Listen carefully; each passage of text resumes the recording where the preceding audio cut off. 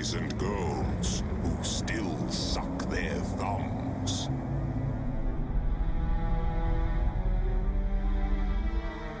This is small Tilly,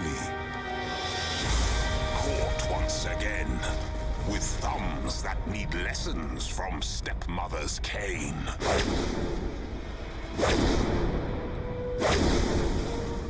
Since punishment won't stop her thumbs getting wet, Mother calls down a curse that the girl won't forget.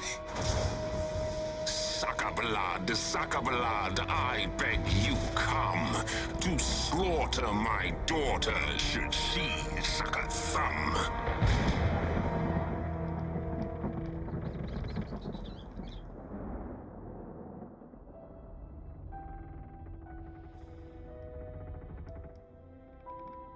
And without any prayers, without being fed, up the dark stairs she's sent to her bed. Poor Tilly fears this house in the night. The monsters that live here have large appetites. She tries not to wake them. She creeps like a mouse and climbs to her room at the top of the house.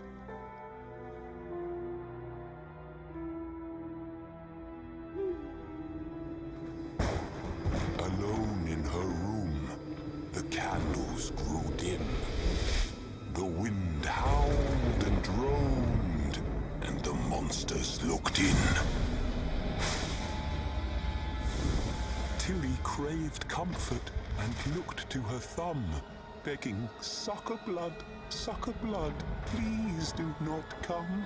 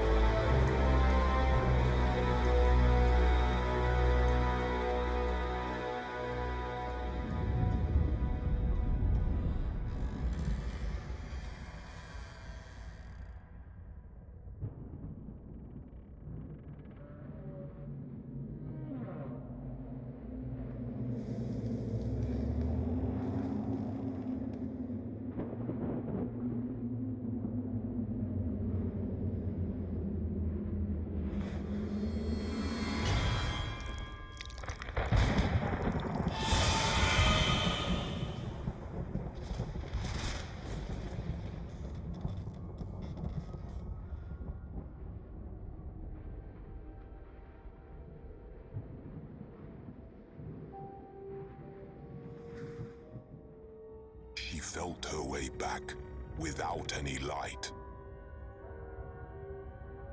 An evil was lurking, but when would it bite? Through a house full of shadows, Tilly tipped on her toes. We're reaching the study. Her tiny heart froze.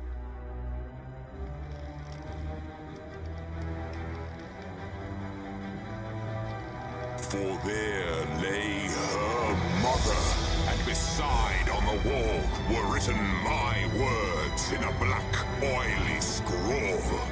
What a clever young girl, not sucking your thumb. I could not eat you, so I've taken your mum.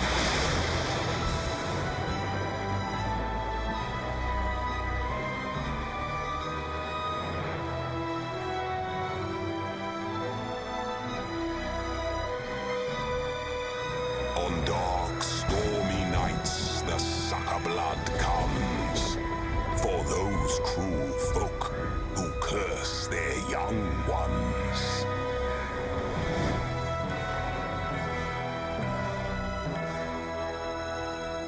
Spoopy. Spoopy to the max. Young one, grow. That's pretty creepy. You know what? There's something to be said about sort of like fantasy, fairy tale-esque horror, which I much prefer. Like, especially when it's like, you know, cliche good and evil like that. That's cute though. I really love this scene. Where was it? When he's in the bed. This scene. Not that one. This one. I thought that was a really good scene. Right here. Where he's out of focus. I like that. And I really like this shot. Just there. That shot. Black oil. Very creepy. Cool. Hey guys! Welcome to the Spooky Game Night stream. That's right. It is Spooky Game Night once again.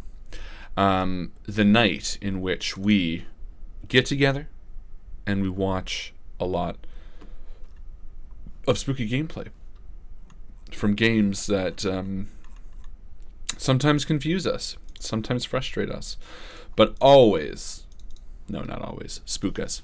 How's it going, guys? Hey Bjorn, hey Brian, hey Mike, hey Jackson, hey Tim. I saw Tim mention that it was similar to The Gentleman from Buffy the Vampire Slayer, and Bjorn agreed, and I agree too. The makeup was very Buffy the Vampire Slayer. Hey, who else did I see? Hey Rye. Hey Evan. Hey. Thanks for being with me, guys. I know April is coming. I'm not sure if she's here yet. And I saw Michael and Brianna. Hey guys. As always, this is a photosensitivity warning, so you know, let's be photosensitive. It's sort of a, you know, it's a mentality where you want to be sensitive about anyone who might enjoy or think on photos. At the end of the movie, he looked more cute than spooky. It's true. Well, he's the good guy at the end, right? Well, sort of. He eats the mother. I'm just going to turn down the volume there a bit. There we go. The Evil Within. Hello all, and welcome back to Spooky Game Night. Oh, I think I didn't update the number. I think it's 14. Who cares? It's just another Spooky Game Night. We are here with part 2 of The Evil Within. Last time on The Evil Within, we got a call to a hospital where a very creepy, unknown, almost, you know, like fadey character. I don't know what fadey means. He looked like he could walk really fast. Had killed everyone in the hospital. And then he stabbed us, and we woke up in the underbelly of the hospital. And then we escaped, and we landed in some woods. And then we escaped the woods, somehow, I forget. And then we rescued our buddy, Mr. Cool Guy with the gloves. So that's what happened so far. Anyone else confused? Doesn't matter. That's just how it goes. Rich says, ignoring me, Harlan? I didn't hear what you said. Sorry, I didn't read it. So, Harlan, I found a game for you. It's called Life is Strange. It's spooky, but it's very creepy and dark. Serious topic. Life is Strange. No, that's the story one by Don't Speak or Don't Nod. I played that. It was great. I wouldn't say it's spooky. Yeah, no, it definitely wasn't spooky. It was a good game though. I played the whole thing. I don't want to spoil it, but I picked the more controversial, I would think, of the two endings. So if anyone cares about spoilers, I can tell you how I ended it, how my wife and I ended it, because we played it together. Hey Victoria. I feel like I'm watching Romper Room and just hoping she says she sees me. I'm not sure what Romper Room is. I would take 2 or 3 streams at least to do Life is Strange. Yeah, I wouldn't necessarily do it again. I forgot to mention Doors. Oh yeah, Doors. That's right. They were the biggest enemy in the last game. Ever play point and click spooky games? Often. I love point and click spooky games. Well, I don't find them as spooky. I just find them interesting. Problem with point and click games is they're puzzles, right? So I think it might be boring for you guys to watch because, as we all know, puzzles tend to sometimes get the best of me. Could you do you could do a chapter or stream for Life is Strange? Sure. Yeah, I could do it again. I have no problem. It's not. I mean, it would just be, hey, if you guys want to see it, I'll do it. I have no problem with it. I know, I'm just saying I loved it. No, I liked it too. I liked it a lot too. Harlan, I look forward to your tips on beginner GMs if you end up doing it. Yes. Well, you know what? I said that, and I was kind of like, because it would take more time than typing it all out. And then I came home, and then the house, and then we actually had a dishwasher repairman here, so he was here for like 2 hours, and then I think it was Thursday night you posted that, and then I ended up gaming with the guys for a bit, playing some Battlefield 1, and then, you know, life just moves on. But I will, totally. I want to. I'll do it. I promise. I sort of gave up on the plot here when we were in the butcher's shop hospital, kind of accepted as bonkers, and now I'm watching for Spooky Arm Lady. Oh, that lady was a jerk! Well, we'll find out what happens. Alright, here we go. Get ready, guys. The ending doesn't help with the confusion. We'll see. I'm going to apologize in advance tonight because I ate lunch at like 3, and then I wasn't really hungry, so I just have some carrot sticks and candy cane Oreos, which are the best Oreos. I don't know why. They're just fantastic. So you might hear a bit of crunching. I apologize, but you know what? I don't feel that bad. There we go. Chapter 5. The Inner Recesses. The blonde, long-haired creature can be defeated with weapons, but fighting her is not recommended. Hey, oh yeah, this guy. I thought Jake said she couldn't be defeated. Oh, brain juice! We almost completely missed it. I don't know this guy's name, so I'm going to call him Jackson Cool. Do you have any first aid? I do, Jackson Cool. Don't you worry. I heal you with my standing over you. Candy cane Oreos. Damn straight. If no one minds, I'll tell you how it ended. If no one minds, I'll tell you how I ended it. Also, I wasn't trying to tell him to stream it. I would love to stream it. I just think he'd be interested in it. Oh, yes. No, totally fair. Sorry, I misunderstood. This guy just going to stay here coughing? Now, Jake Ortega, who was helping us last time, told me to... Let's get out of here fast. Oh, let's use his phone. Spacebar, spacebar, spacebar. Seriously? Can't call backup? Anyway, he said to save... Q, yeah. Save explosives and sniper ammo. So...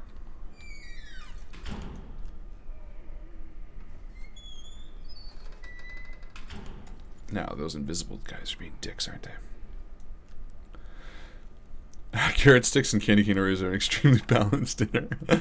Damn straight. Why would I burn this? There's nothing here. Oh, this is where the girl gets up. But let's take a look, because she's not doing it right now. The world is a strange place filled with strange cookies. Well, you know what it was? We were at the supermarket, and it was a total whim. My wife bought it as a treat. She's like, oh, I heard candy cane Oreos. And we're like, oh, yeah, okay, we'll try them. And they're amazing. Because they taste like those Girl Guide cookies that are covered in chocolate. The mint chocolate ones. So then we went shopping again and bought 8 packages. Yeah, you know what? I'm an adult. I can do what I want. Oh! That was a bit creepy. Brain juice. I love candy cane Oreos. I literally wait all year for them. Harlan, bring me some. I need to go to the store and buy some. Yes, you do. And no, I cannot. Can't bring candy cane Oreos to anybody. Just use the computer and get on Reddit or something. Love to see him stream it. Love to see me stream Life is Strange. Yeah, I'm fit down with that. Let's turn this off. Like I said, if you guys want to see it, I'm totally fine. I mean, ultimately, if you'd find it interesting. Let's see if we can get her to turn around.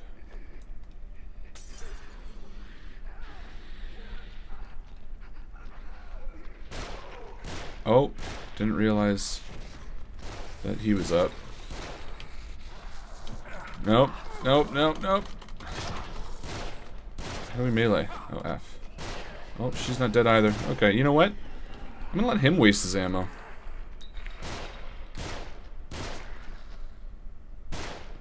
Right? Why not? Oh, because he's a terrible shot. That's why. What the fuck? Keep your eyes peeled. Keep your eyes peeled. It's a bad idea.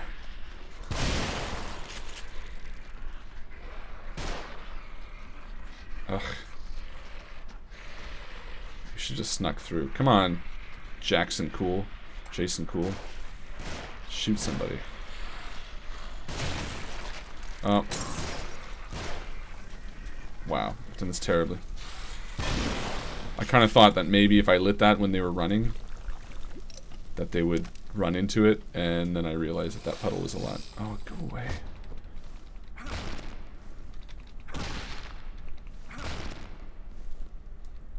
Okay. Redeeming myself from here on out. Let's get smart. I've also been playing a lot of The Witcher, so my combat for this game, I completely forgot that it's not one of those games. Even though I said it. Because The Witcher, you can kind of like kill everything. Why would I kick this? I'm a simple man. Something tells me to kick, I kick it. I love how we both call brain juice. It's the only name for it. Being an adult is understanding you can eat a whole cake if you want to, but probably still shouldn't, but do it anyway. Exactly. Oh. And my wife is pregnant. This is like the one time where we can justify anything. Currently she's watching Gremlins in bed eating Oreos. She's my hero. I did both, and the no picture was more satisfying, but I stuck with picture. Oh, this is for Life is Strange ending? This is spoilers, so if you don't want to hear spoilers for Life is Strange, just mute for the next... Just count to 10. I picked the ending where she never existed. I don't remember what if that's the picture or whatever. But, because ultimately it's like the world's ruined, or your friend is alive, right? Oh, come on, Jason Cool. Shoot this guy.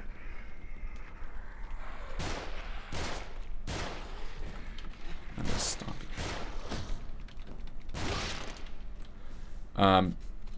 Yeah, so that was the spoiler. But I picked that ending because it made more sense. And frankly, it was the better option, I think. I don't know which one that is. Even though I was super productive today, I'm still feeling like crap. But it's a bit better now. Yay, chronic anxiety and depression. Well, that sucks. But I'm glad you felt a bit, or you were productive today.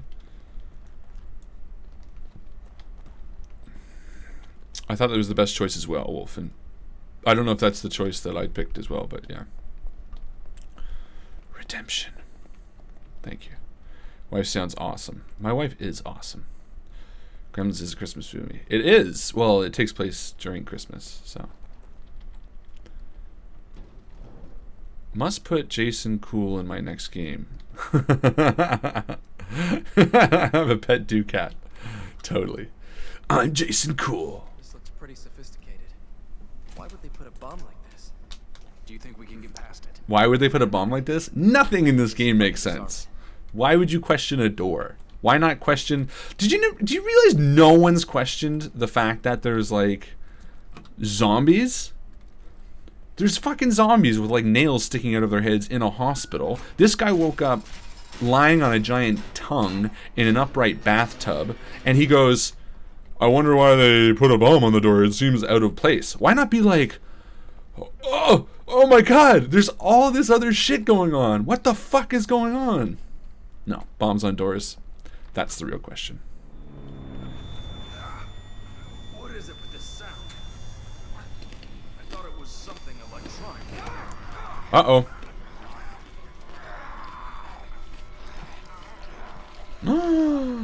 Not Jason.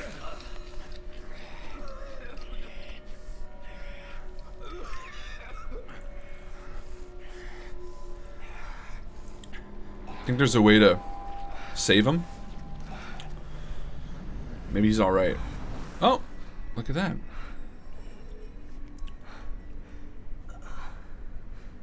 Joseph. Oh, Joseph. I thought, I don't know what came over me. I haven't been feeling well, but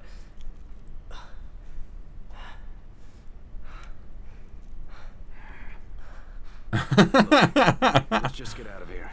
Am I playing this guy all of a Something sudden? wrong with this place. Yeah. Yeah, right. I'm not trusting you. You go in front. Oh, I can talk to I'm him. fine. No need to worry. Yeah, I'm fine. Yeah, that was the ending. Okay, cool. Die Hard is a Christmas movie. It's my favorite Christmas movie. Is it Jackson Cool or Jason Cool? I'm thinking Jason Cool. I think I got confused because your name is Jackson. I apologize. But it's Jason Cool. He's separate. And I don't want to name him after you in case he dies or in case he turns out to be a total twat. You know, and that wouldn't be nice to you. So, Jason Cool. Jason Jordan Brazy's not here, so therefore the name is safe. That's Mr. Cool to you. That's Dr. Cool to you.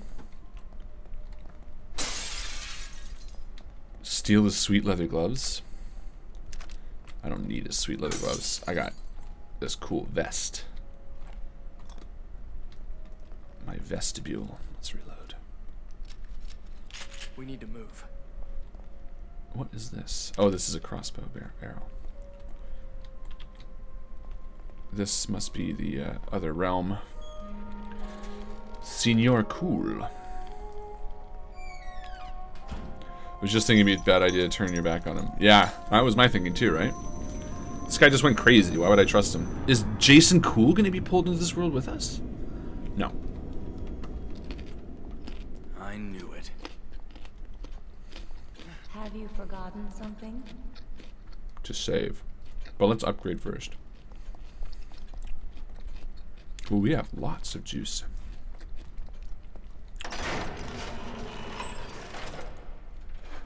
I call this world FOV world. Because the FOV tanks.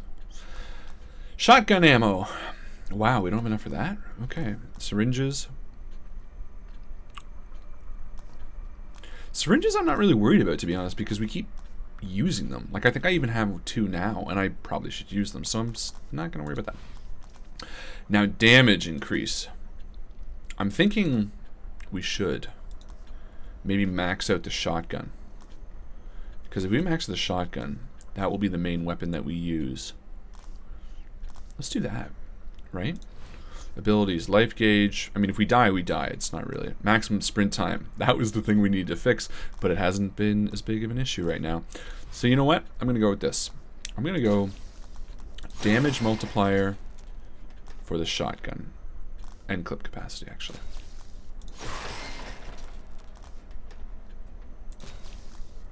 Maybe critical as well. From 0% to 10%, so that basically just gives it a chance. It's interesting that the default is 0%. Reload's not important, fire rate's not that important. And maybe we should put up our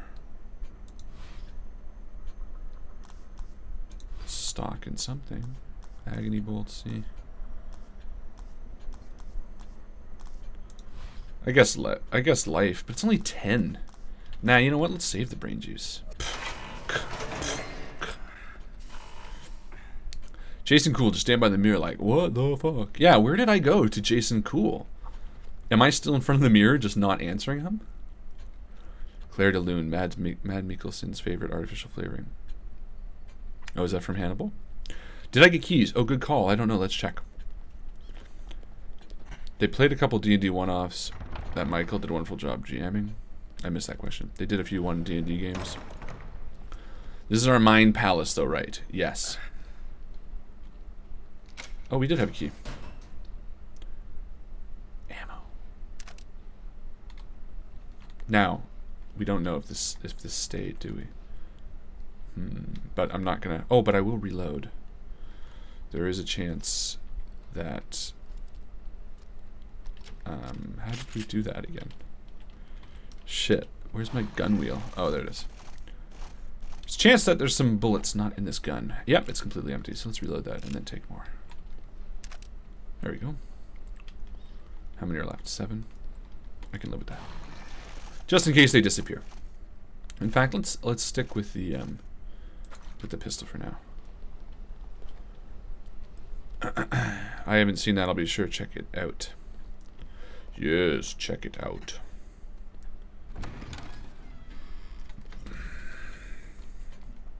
Someday the term clip will be used correctly. I just know it. I didn't say... I meant... Sorry. Okay, yes. I realize it's a revolver. It doesn't have a clip. You know what? I'm Canadian. We don't have guns. They don't exist up here. Alright, let's go back to Jason Cool. He's standing there waving his hand in front of his face. He's just blinded. This guy is Sherlock Holmes. He looks like Sherlock Holmes.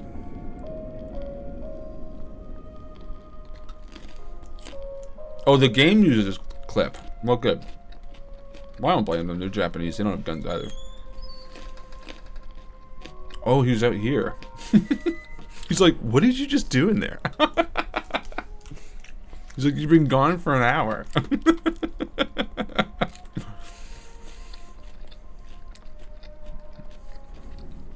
Sneakers, you missed a really big fight, which is about to happen, probably. This just seems like a fight. Oh, yeah. Look at this. Oh, it's our girlfriend. This is the guy we have a crush on. Our girl. Nicole Kidman. Wait a minute. It's another trap. Look. What? She was like gliding.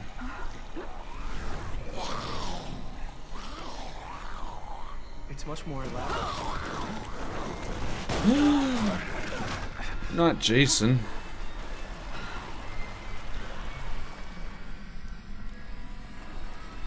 Joseph, are you all right? Yeah. I think you better get down here. I'm a-coming. Hold on, I'm coming. Time to go all badass. Oh, no, never mind, I'm out of breath. Let's hurry it up.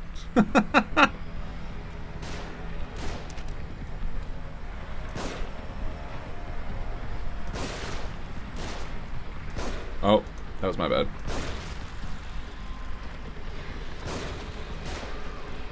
Here they come. That was my bad too.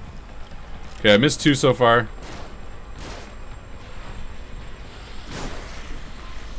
Okay, I missed 3. Oh! Oh shit! Ah.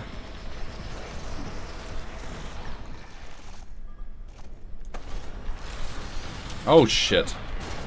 I didn't realize he like would completely stop moving. Can I now use it?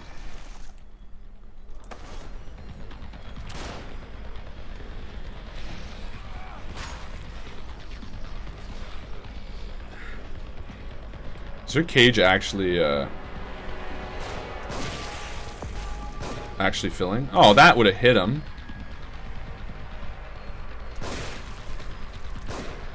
What? These things are there. Jesus fuck.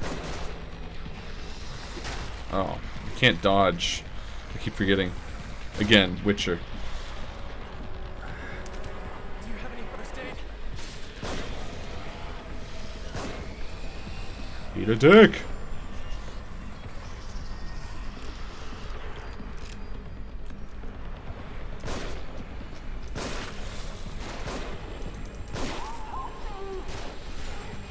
Is she drowning? Oh yeah, she totally is.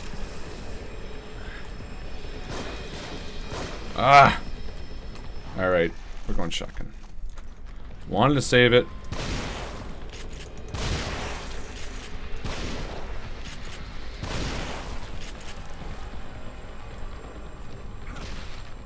Watch out! They've got dynamite. Who the fuck's got dynamite? What? Why do I have this all of a sudden? What? Get the... Go back to my fucking shotgun. How do I go back to my shotgun? Ugh. Fuck. Yeah. Okay, how do we save this chick? Where's the water pipe? Do you have any first aid? Shut up.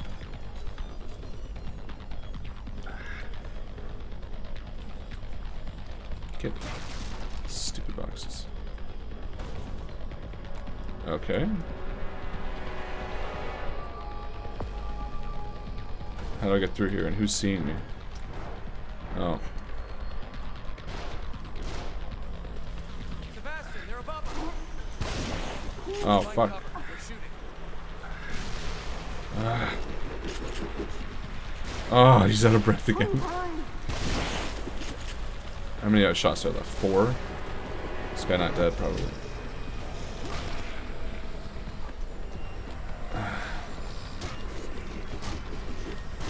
Okay. Can't melee people.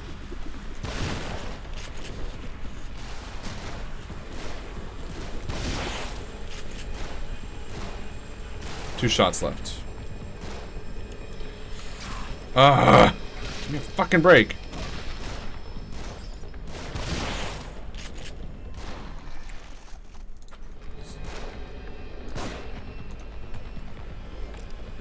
Watch out! They've got dynamite. Who? Can I not throw this fucking thing? And how do I drop it? I don't think that was me. Is that it? I think there's still something nearby.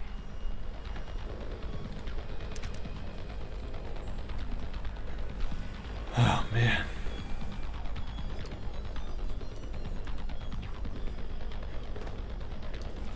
Hit them with the Igni sign. You laugh, but that's totally what I've been, like, Don't be a hero. doing non-stop.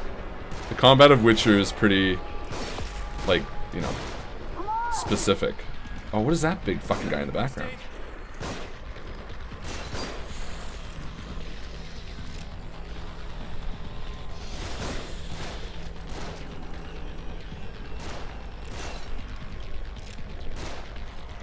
Nope, shouldn't have picked that up. Oh, fuck you! Run! No, you dick.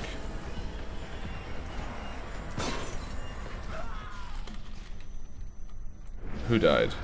Jason? Oh, man. Okay.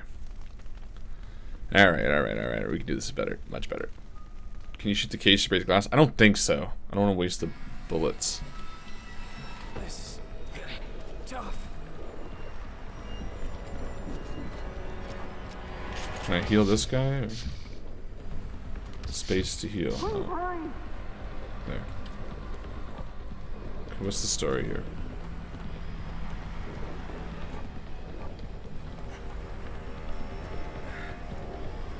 What? Sebastian, they're above us. Okay, so that's what I was waiting for. Okay, guys above, I think I can handle. No, maybe not. Find cover. Ah! Oh my god! That was not expected.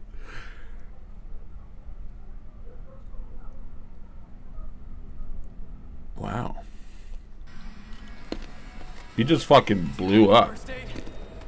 Alright, I'm gonna heal you.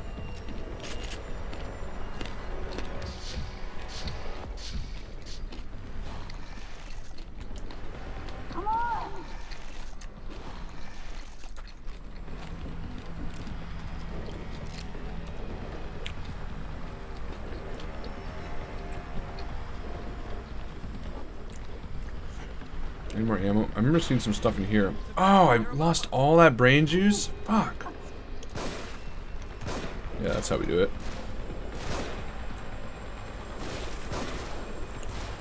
Find cover. They're shooting. What? The fuck was that?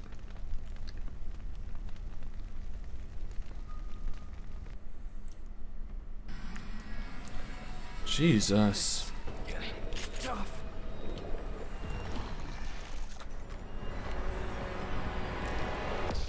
This guy is terrible at running. Oh, find cover, they're shooting. I figured the first time I blew up, it was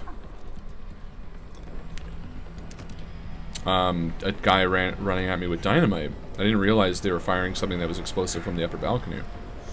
My bad. Sebastian, they're above us. Let's heal myself.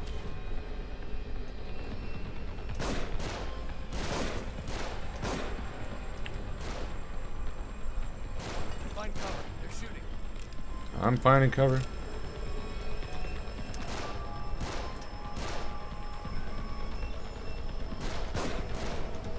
Really?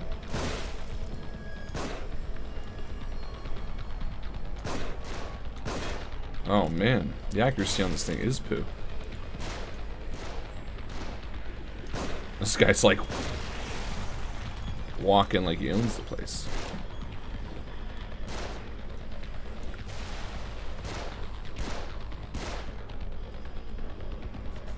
Oh. Watch out! They've got dynamite.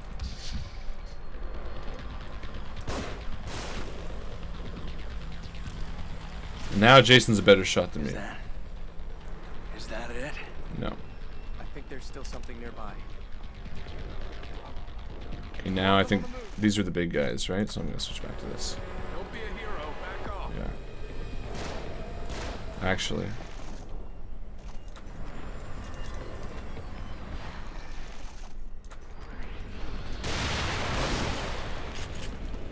I ain't being a fucking hero. I'm gonna eat you. Eat it. Fucking burn, bitch! Yeah, you coming to me, fatty. This guy better be dead. Oh, you? Suck it. Who else is there? Watch out! They've got dynamite. Who's got dynamite? You? Sit down! Oh shit, dynamite.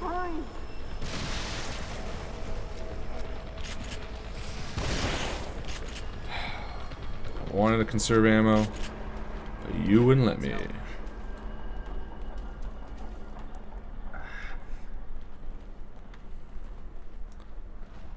Alright. Games are less scary with guns. Anyone agree? Yeah, I agree. I can blow that up. I do tend to agree, actually. Maybe that'll do it. I don't know.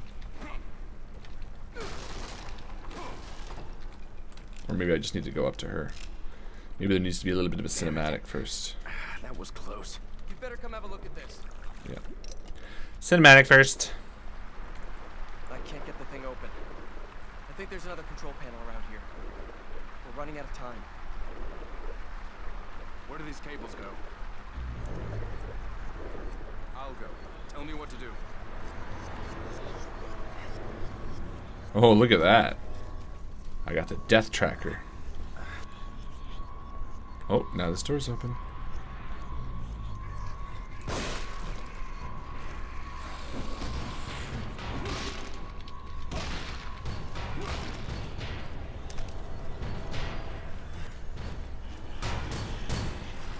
I think there's another control panel around here.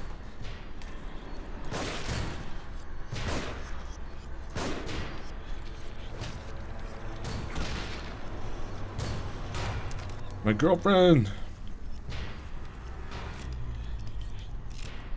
I would do anything for love. Look at the control panel. Yes, I It's fucking got the get same it. kind of dials, right? Arrow keys, select, rotate dial. What? Set the upper dial to 22 and the lower dial to 5. So that'd be 22, and that would be... Why? Just to be as convoluted as possible? Are you alright?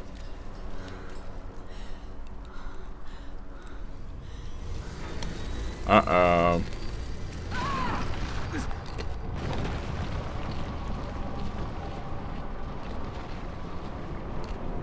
Joseph! Kidman!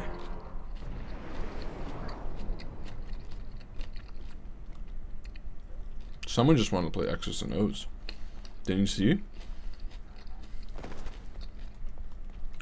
Alright, let's collect all this stuff. That was tough. You know what? It probably wasn't tough. I just super was unprepared. Because I forgot how to do everything in this game. And again, I know it's not an excuse. Look, guys, I play a lot of different games. I know that's not an excuse, but like, in a period of like 5 hours, I'll play a first-person shooter, The Witcher or something, and this one. So it's not necessarily that. Hang on, I'm coming. I'm terrible. I just tend to forget how games work. I know I'm making excuses for myself. I'm sorry. Inexcusable.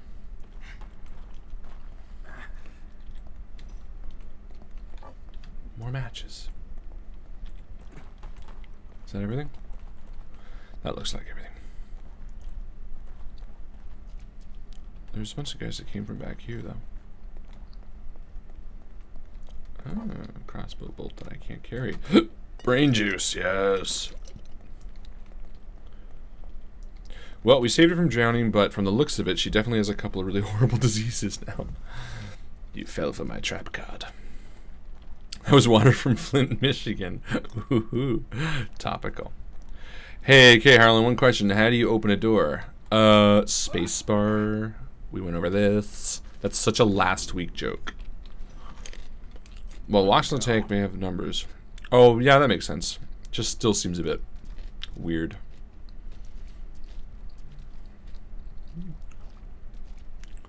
No worries, Harlan. There are doors in all games. There are doors in Battlefield. But I do agree that combat-centric horror games are less scary, which is sort of my one... Oh. What if I can come back through here? Oh, that's even better. What do you want, bitch? Oh, I thought I still had it. Damn it. Just sit down. Seriously?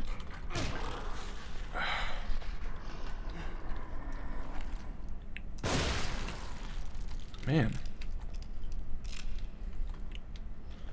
I guess it's a one-use torch.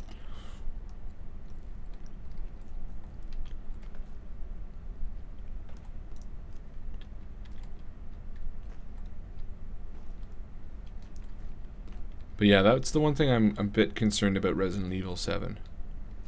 Because they do have combat mechanics in it, like guns. Which could go either way. But I feel like it might ruin a bit of the atmosphere. But I don't know, the way it looks pretty good. So we'll find out. Oh shit. Joseph! I'm not gonna run into the fray. Not anymore. You know what this means, boss battle.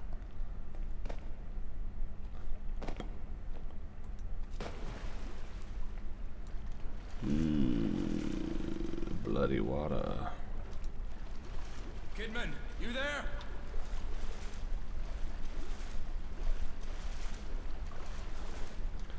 The horrible thing about this game would be if we had smell-o-vision. Oh god, yeah. All the rotting corpses.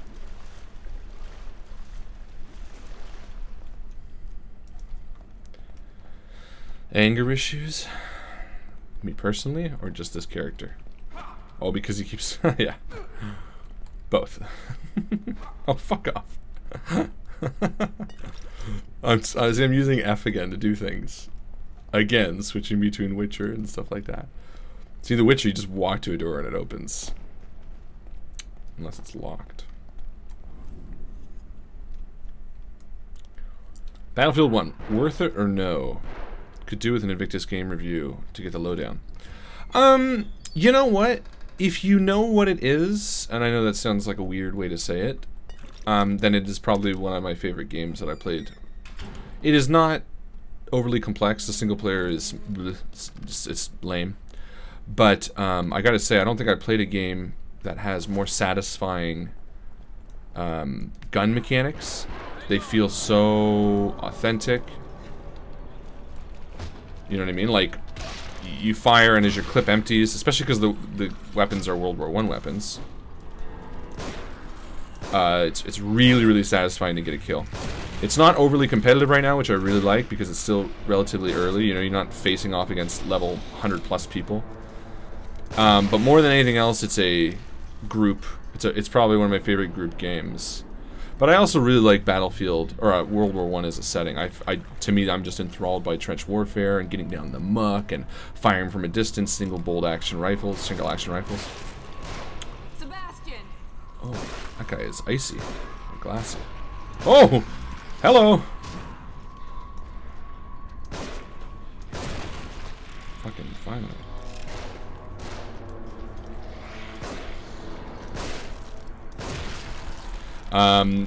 But I play it with the guys. I play it with Justin and Chris and Mike Fazio and Chris Lawrence from the stream. It's a good group game if you guys ever want to play it together. We have the Discord server You said to jump on when you're playing, and you can see when we're playing, and you can play along. Just a few bumps, we're fine. That's sort of the game that I had, you know, intended to play with whoever wants to. So I like it. Would I recommend it to everybody? No, not at all. But I really like the setting, and I really like the mechanics, like the actual feel of firing. And team play is really, really good in it. I think it really rewards... It really rewards, like, especially in the smaller hardcore maps, it really rewards talking. You know, okay, we're going to be, you know, can you cover me? Can you, let's flank from the side. We'll do suppressing fire. And that's how we try to play as much as we can. So, I really enjoyed it. Anyway, there's your quick Invictus review. Yeah, I read that the actual gameplay of Resident Evil 7 is going to be more combat focused than the demo was. So, kind of worried about that too. Yeah, we'll find out. The only way to do scary with guns is when the main enemy is unkillable. Yeah. I'm sick of these futuristic shooters. They're so boring. Like what? What futuristic shooters? Trenchfoot. Amputation simulator. Is there any game you'd recommend for everyone? Like a game that I think anyone would enjoy? I'm glad you're both all right. Yeah, that's a good question. Let me think. Why would they catch you instead of just killing you? Maybe he didn't see me as a threat. He. Oh.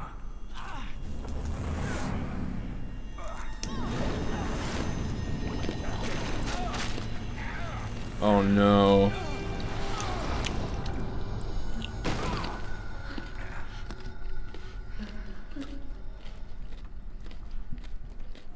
Another one of those doors.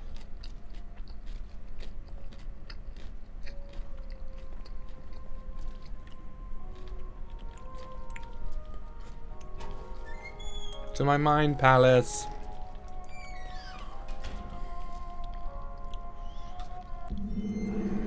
Okay, we didn't read those anymore.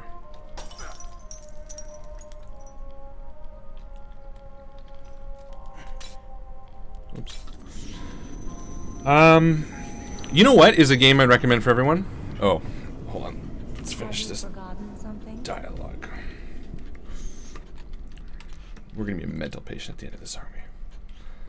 A game I would recommend for everyone, and it doesn't necessarily mean you would enjoy it, but I honestly think that everyone should play it, and that's a really strong recommendation, would be a game called The Stanley Parable. I think The Stanley Parable, whether you like it or not, was one of the best and most unique experiences I've ever had in a video game. It was endlessly simple.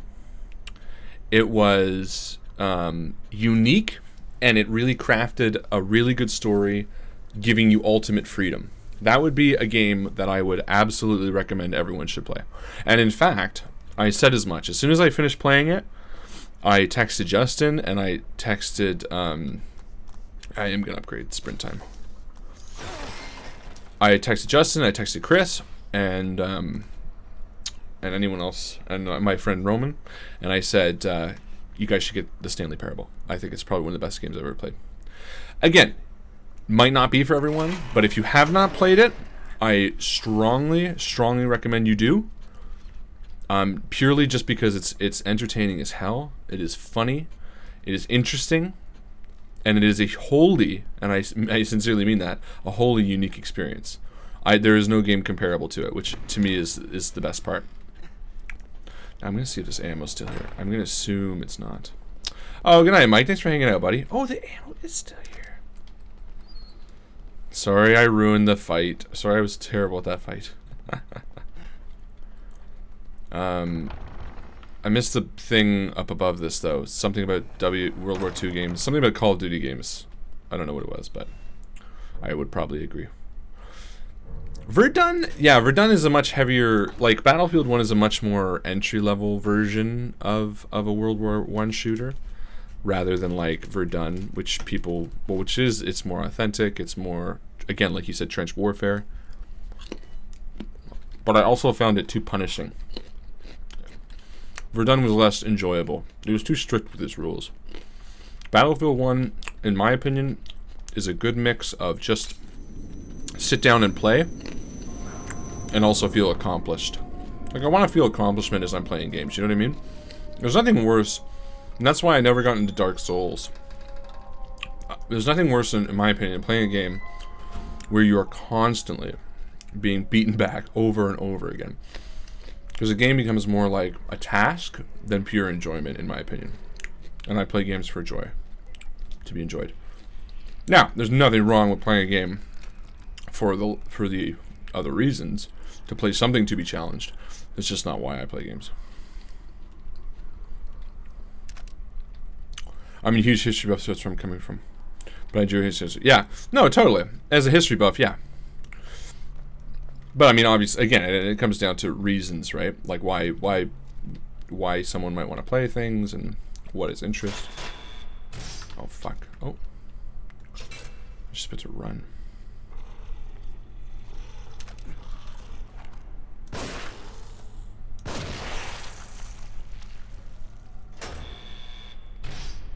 Oh, it's much closer.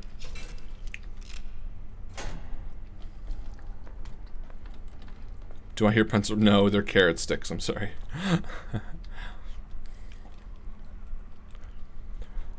I'm not saying no one should play it. Oh yeah, no, for sure. No, I'm just letting you know my thoughts on it. I enjoy it, but I totally get it. I think a lot of people did not enjoy it, and totally fair.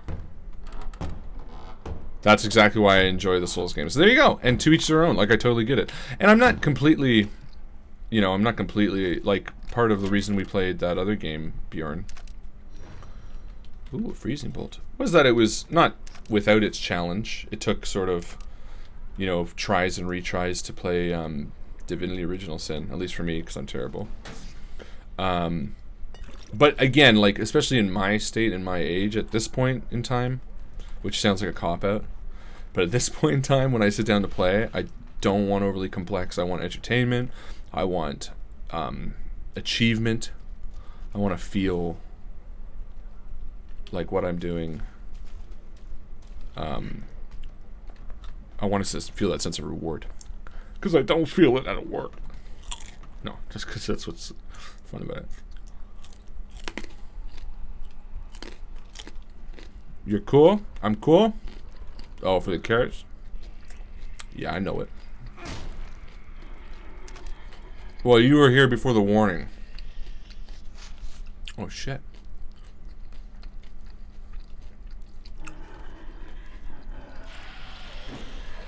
Oh, no. Oh, wait a minute. Ha, ha, ha. Ha, ha, ha. What?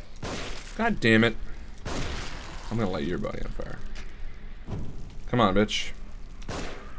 Run at me. Run, run, run, run, run. Oh my god. Is there an upgrade to make the fucking matches last longer? Just sit down. That was ridiculous. I like Bloodborne better than Dark Souls because Bloodborne had more Lovecraftian style to it. Yeah, I think Bloodborne was a PS4 exclusive, was it not? I don't know. Either way, I never played it. Ho ho ho ho ho.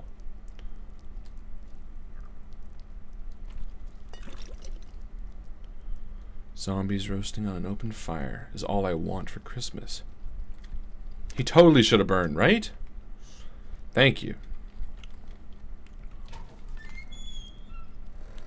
But yeah, Stanley Parable is definitely one I think everyone should play. And there was another one that popped in my mind too.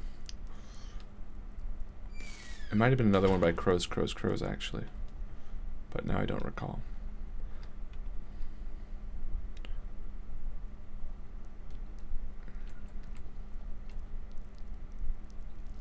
Uh-oh.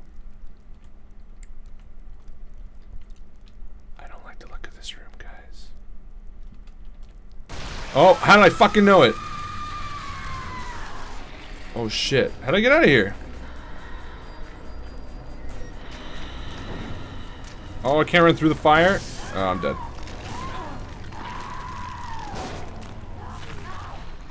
You know what? Let's do what we can. Oh shit.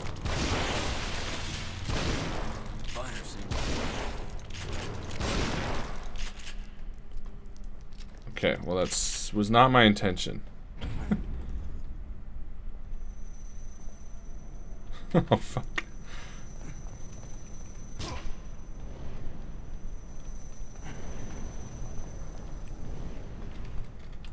as well take health. Since it's saved, we can't go back now. Let's do 2. Oh. Oh, I have a medical kit. Fair enough. Well, we'll save it.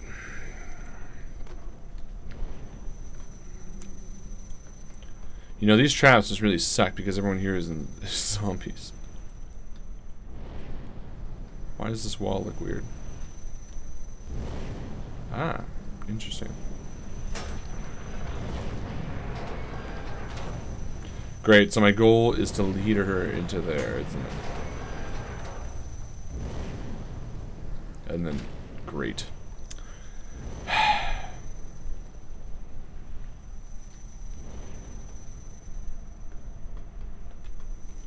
Quick, pretend to be covered in barbed wire. Stumble around like a zombie, like in Shaun of the Dead. What is this? Oh, this is the exit. Can't get through the exit. That would be too easy. Alright. Let's prepare for battle. Reload. Oh, I only have 5. Okay, I thought I had more.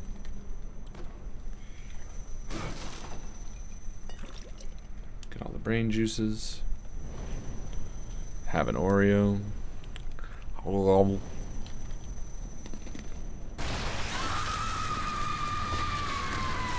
Fuck you. Ah. Come on. Get away from her, you bitch.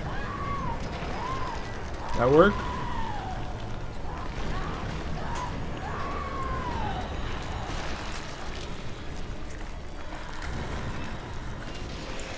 Oh. That work again?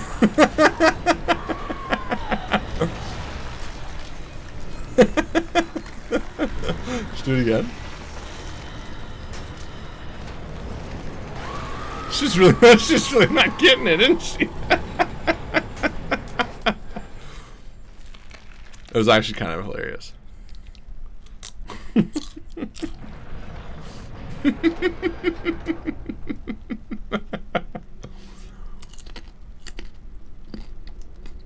Can I calm down? Oh. Ah.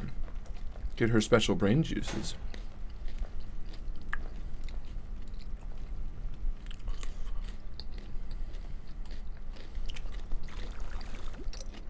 $8,000, nice. That sure was a scary, intense fight. Yeah, but you know what? That's kind of perfect because the one thing I hate about these games are those boss battles, where you know you have to try a million times and you're like, eh. That was actually kind of hilarious. I want Jake Ortega to see this because he was like, save all your explosives to kill that girl. And we did it all. And there's 2 pits. So we did it all in 1 pit.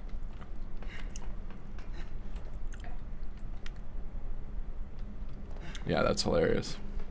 Alright, well, let's keep moving. Sorry, guys. Sorry that wasn't more epic. What is your favorite video game company? Example, etc. Example. Ubisoft, Naughty Dog, 343. What's 343? Was that Halo? Mine's Bethesda, because I love third-person shooters, The Elder Scrolls, Fallout, or Evil Within. Oh, wait. Example, not etc. Oh, yeah, there you go. See?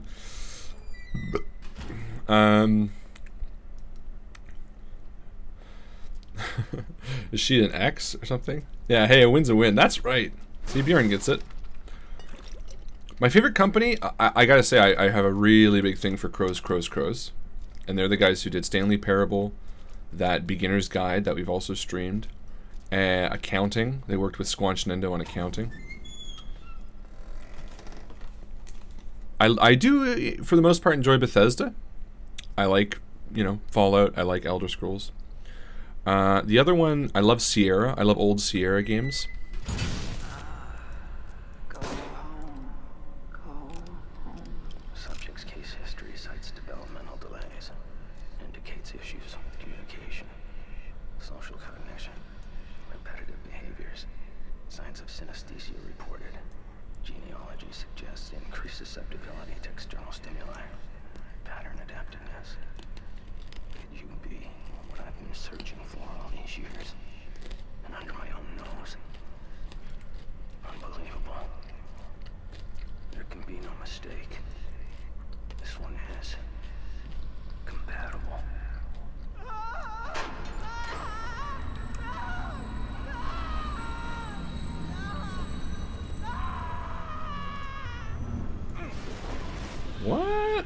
not picking up any of the story. What in the hell?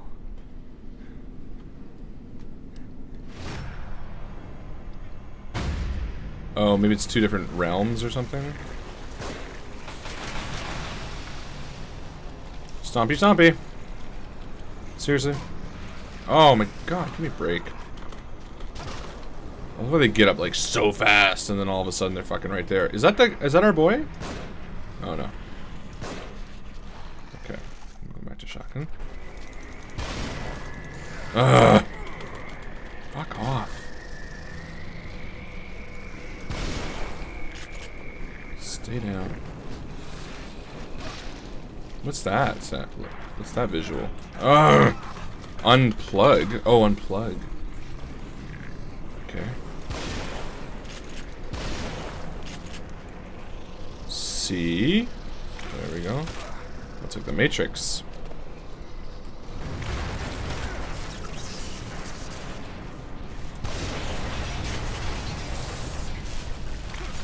There we go.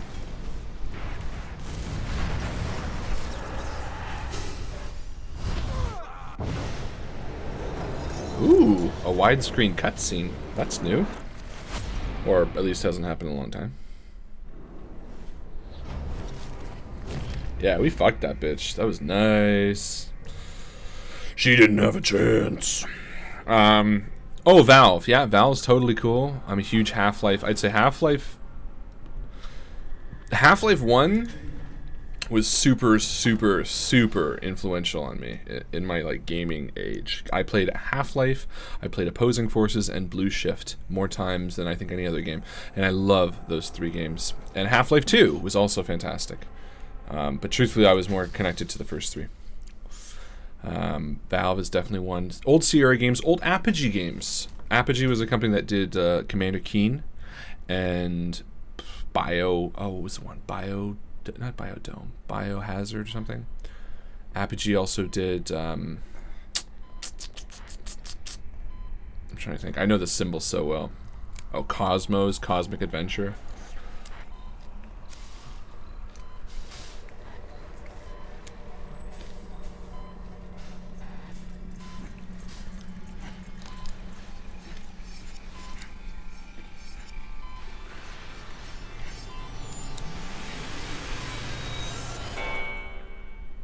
Interesting. Has something startled you? Did they do something to my head? You don't look well. You should take better care of yourself. Oh, you are such a judgmental bitch. You should take care of yourself better. Really? You don't know me, okay? Harlan, you do realize, even if you win this game, you lose, because once you tell your story, you're going to be put in a insane asylum. That's so true. There is no winning. There is only Zool. I love Portal. Can't get enough of it. I loved Portal. The first time I played it, it was a very, very cool game. Portal 2 was good, but Portal 1 was definitely better.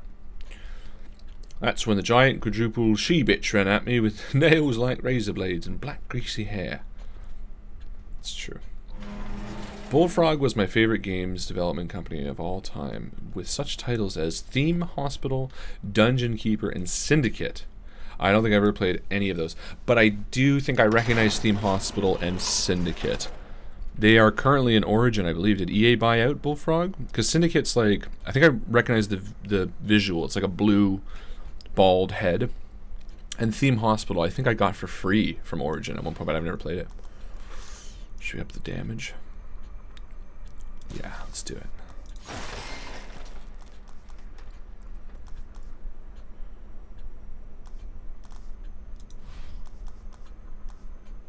Melee damage? Yeah, let's do that. Oh no, it's only up in there at 20%. What's the next upgrade level? Can't see. Yeah, let's do melee. I seem to be meleeing a lot lately. Yeah, I don't know Bullfrog though. Does his appearance actually change throughout the game? I don't know.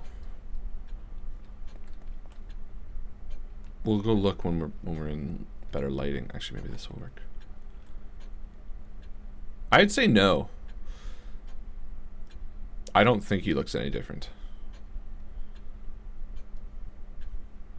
No, because you know what? He was stabbed in the back at the beginning, too. And he did... Oh, look at that butt.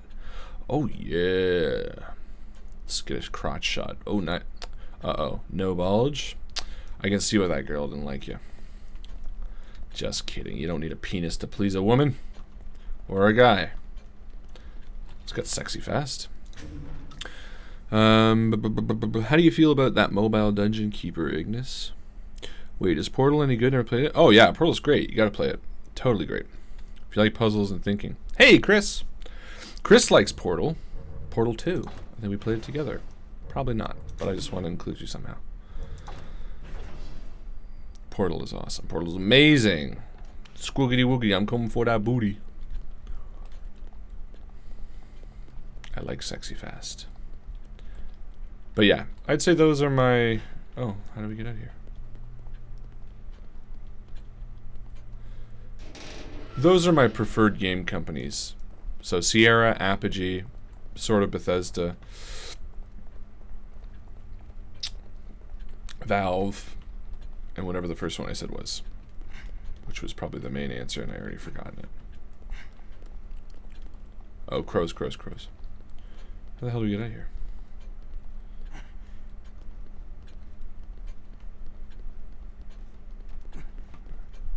Am I missing something? Am I not pressing spacebar enough?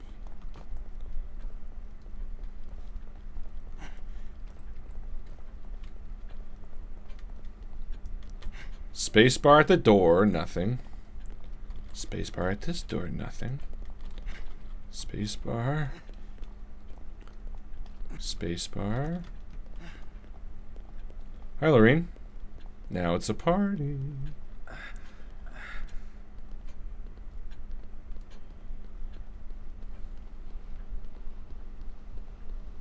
This is where I came in, right?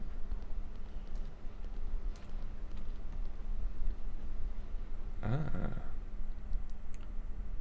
Photographs. Jackdaw symbol. A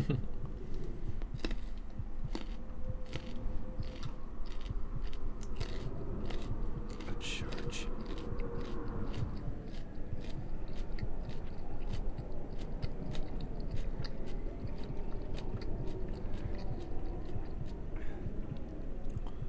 You have to flush the toilet to get out? Oh shit. Like the Ministry of Magic?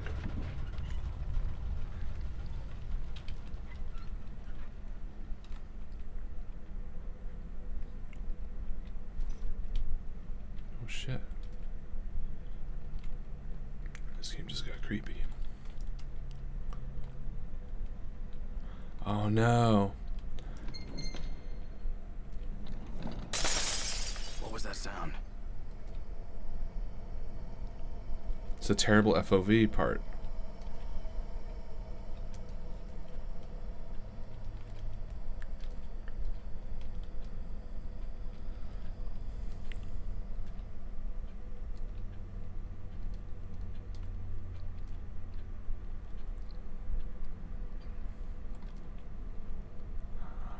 Chris, are you scared?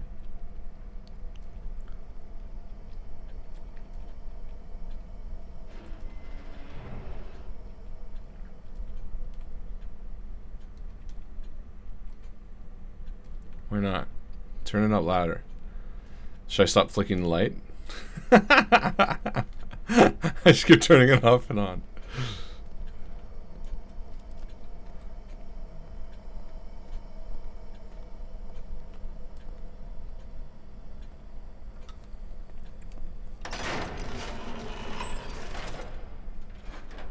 No.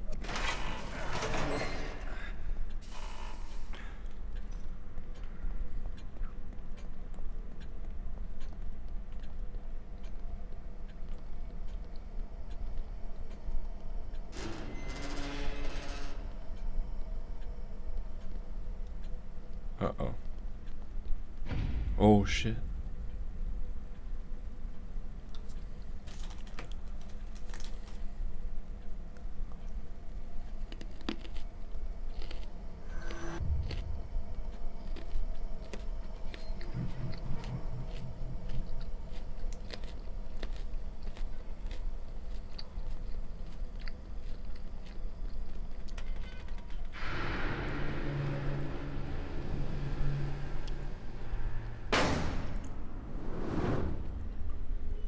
Uh-oh.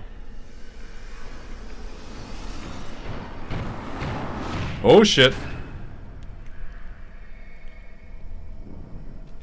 Let's get out of here.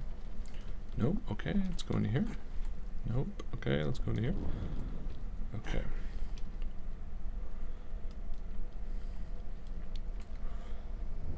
Sorry, Chris. I'm eating carrot sticks and candy cane Oreos. Carrot sticks mainly right now. Well, we know that's not true. You know what? They were for my lunch, and I didn't eat them. And I like carrots. You know what, Chris? I put on this persona in front of you where I eat really unhealthy because I know it makes you feel better. The truth is, I enjoy a lot of healthy foods. So I'm sorry, but that's just the truth.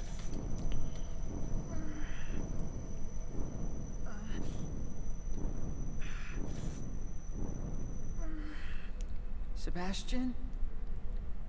Sebastian? Sebastian?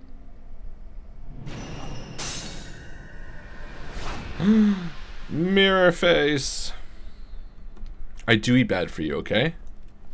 Okay, I don't eat bad like just for you, but I'm saying I elaborate on my bad eating to make you feel better.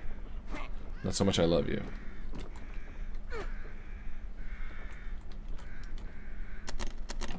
I got that broccoli game going super strong. I invest in broccoli. Buy more broccoli, everyone.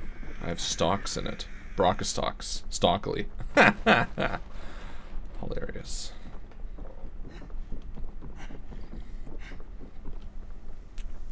Hey guys, I think we made it out. It's the morning. Nothing bad happens in the morning. Losing grip on ourselves.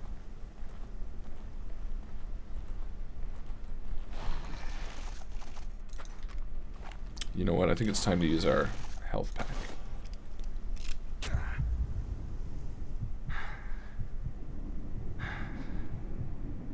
That health pack did not seem like it made us better. I don't understand. I guess, maybe? Maybe we shouldn't have done that? But anyway, nothing bad happens that day. Evil Dead taught us that. All he had to do was get to daylight. And sure enough, everything turned out.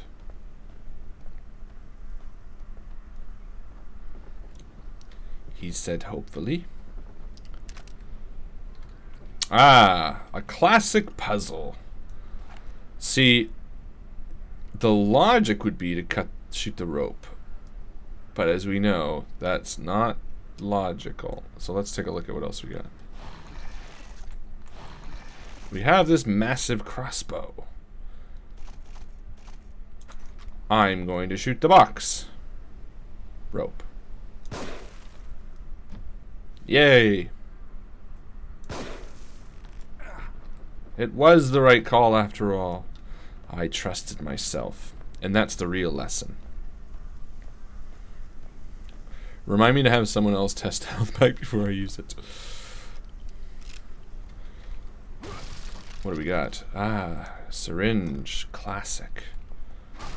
And shotgun shells. Brilliant. I love that from Evil Dead. The morning saves him from the possession, then he passes out and wakes up and the sun goes down. Ash luck. I know. Evil Dead 2. He sleeps an entire day. How's it going, Mark? You and Victoria are hanging out? You guys have been quiet tonight?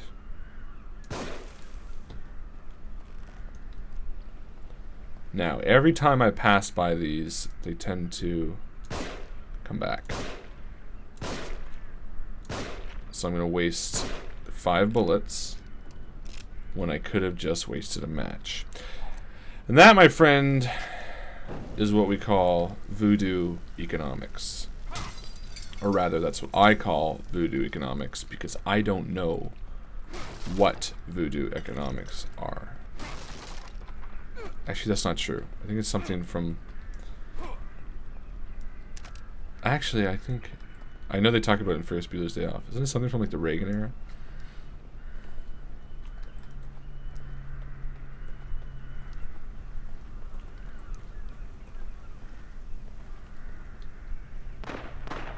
Uh-oh. Watching the stream while online shopping for last-minute gifts. Mark, it's December something. You should have all your gifts for me done, but you know what? That's fine. Get me Lego.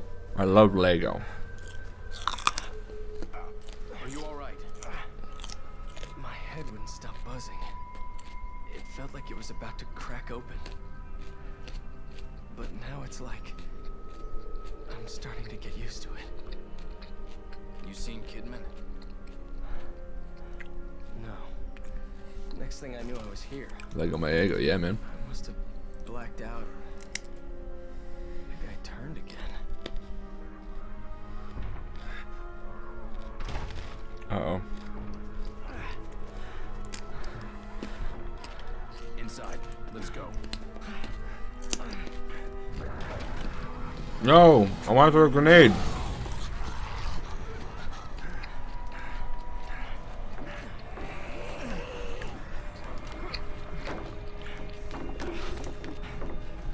Another one?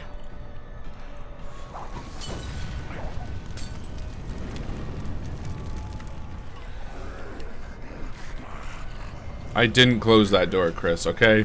Rub it in, why don't you? Get that thing open. What?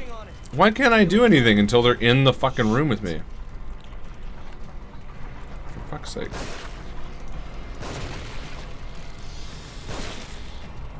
Bitch trying to duck out of my stuff.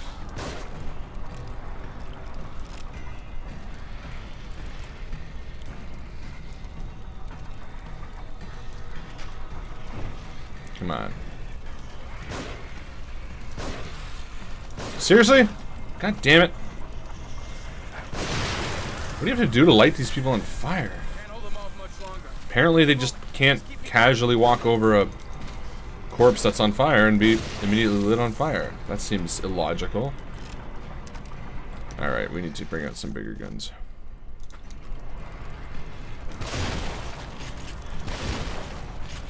Oh, wow. That dude's a priest, alright.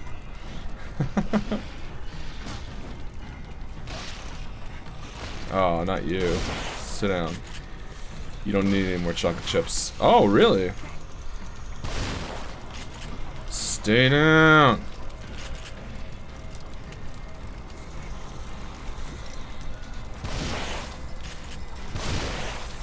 Got it.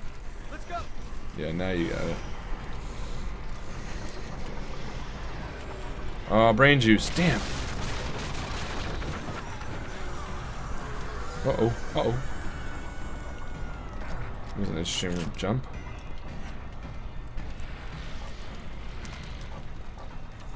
They make all these intense scenes where you have to go. Why are there so many doors? Where was that other barrel? Can I kick this? Come on, kick it. Oh no! Oh no! That's the worst. Oh no! I rolled right into him.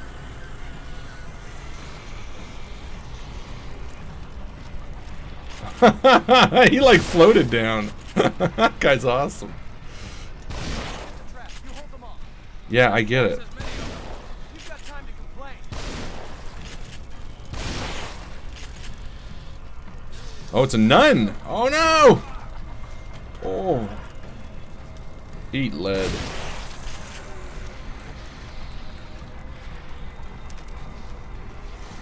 Oh no! Go away! No, no, no, no, no! Come on. Okay, everybody just line up for me, will you? Just everybody stand in single file. Okay, you get your own.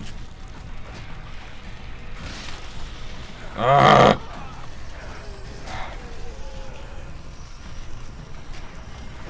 Now, come on, everybody just burn. Ah, fuck. Out of ammo.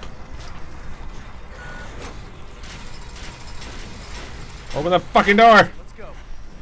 Let's go. Good luck Good luck chasing cool. You're on your own. Let's rest for a minute. Let's rest for a minute. I think we've got to get out of this place as fast as we can. What about the tower there? We might be able to get a lay of the land. Anything's got to be better than staying here.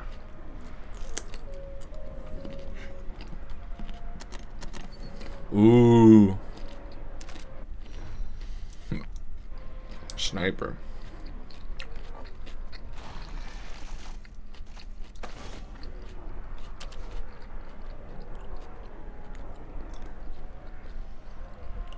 Oh, look, I got a little private mirror here. It does actually sound familiar, but I can't place it. What sounds familiar? I missed the conversation because I was trying to kill people.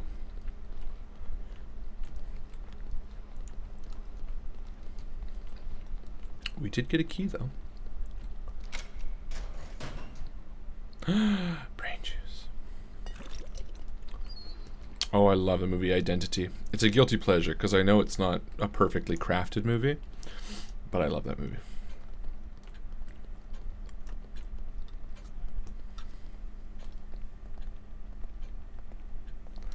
Lorraine's Theory, and it reminded me of a movie. I didn't read Lorraine's Theory. I would have told you it's Identity. I love it. John Cusack, Ray Liotta. It's got that dude's brother in it with the big teeth from Frighteners. It's got Amanda Peet. It's got, oh man, what else? Lots of people. Should we upgrade this sniper already? I kind of want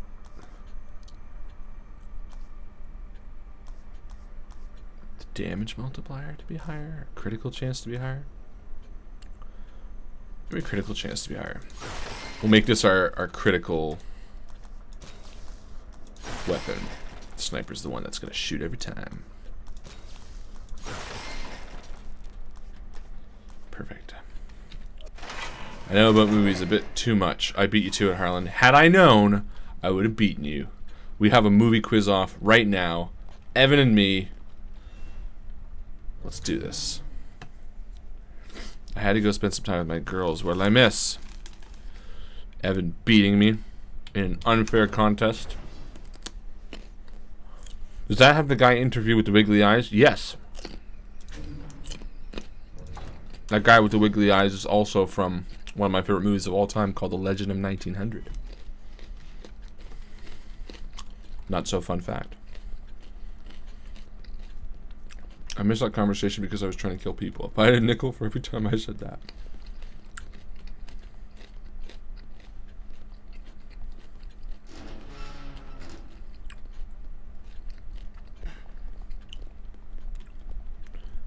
Okay, I'm out of shotgun ammo.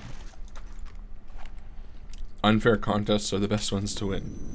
True. They're the easiest ones to win.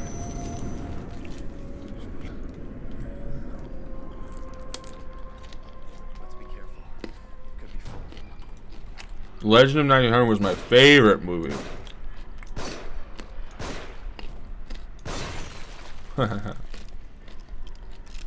Which two actors directed themselves in movies and won Oscars for Best Actor? Oh, Chris, you jerk. Directed themselves in movies and won Oscars for Best Actor. Oh, man. Oh, shit. Directed themselves in movies. Braveheart? No. And won Oscars for Best Actors. Let me think for a second. Who's won Best Actor?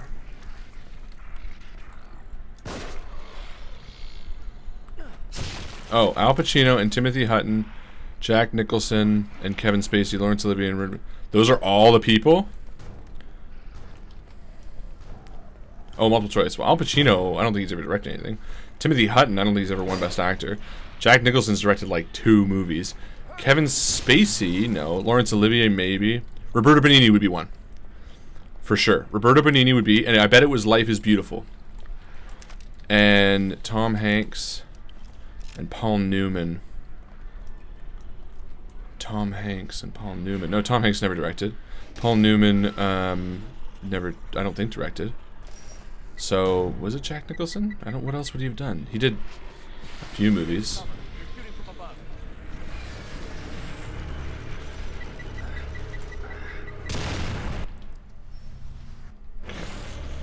Shit. Hold on.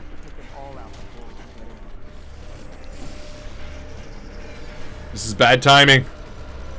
But I don't blame, because I did say it. I don't know what's firing. Oh shit. Okay, I'll take that. Oh, you. Oh my god. Yeah, I usually go till midnight. Can you repost the people? Because it's refreshed now and I can't see. It's not Al Pacino. I don't think Al Pacino's ever done anything. After all, tomorrow is another day was the last line in which Oscar-winning picture. Out of ammo. Tomorrow is another day. After all, tomorrow is another day. I don't know. That I don't know. I don't think I've seen that movie. Apocalypse Now? I don't think that won Best Picture. These are all Oscar-centric questions, he says because he doesn't know the answer.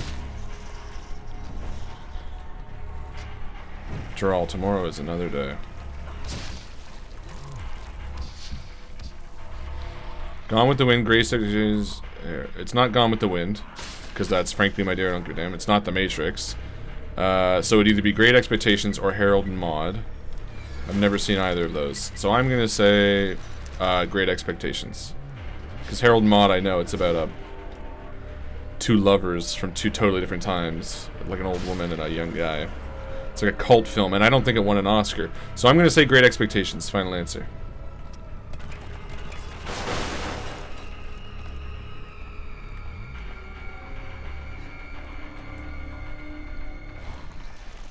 I also have no guns. I have a sniper, but I need to get somewhere. Gone with the Wind? What? I thought the last line was, Frankly, my dear, I don't give a damn. But I guess not. I know he's at the door. He's like, Frankly, my dear, I don't give a damn. So I guess he says, and after all, tomorrow is another day.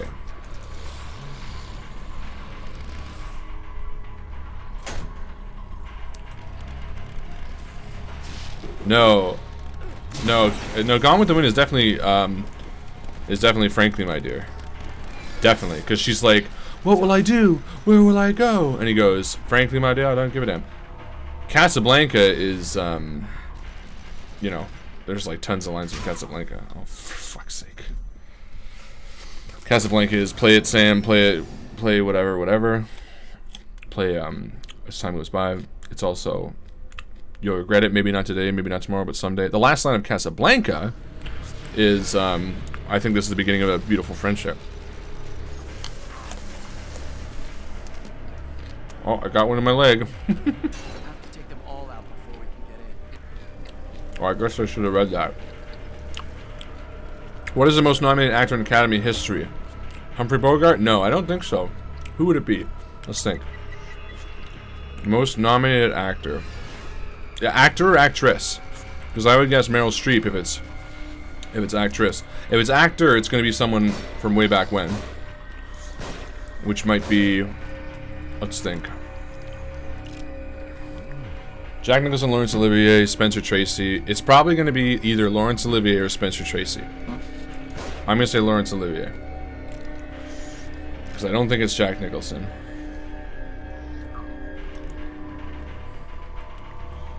I don't think it's Jack Nicholson. No, I don't think it is. It's not Paul... Oh, but Paul Newman. That's a tough one. It's not Charles Bronson. I wish it was Charles Bronson. Can I creech down here? Crouch down here? Or it's not... I don't think it's Spencer Tracy. It could be. No, I'm going to say Laurence Olivier. Jack Nicholson? Really? Wow. Okay. I'm wrong. Fair enough.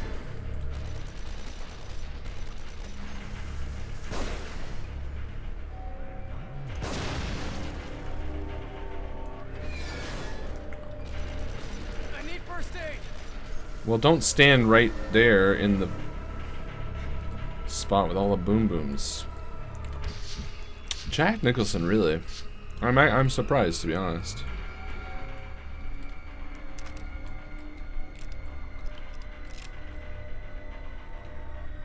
I'm failing at this trivia, but I love it anyway.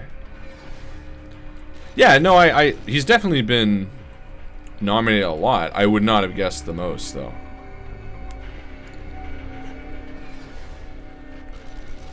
Oh, this isn't the end of our friendship, are you kidding? Holy fuck! That guy just threw that! Oh my god. Where's that bomb? I saw the glow of it.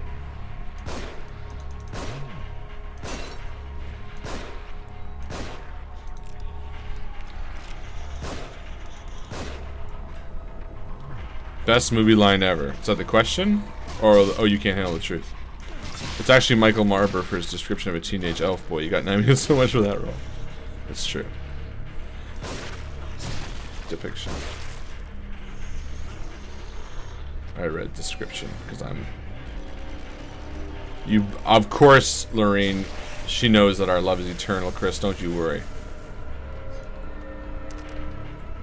Which movie ends the final line of dialogue?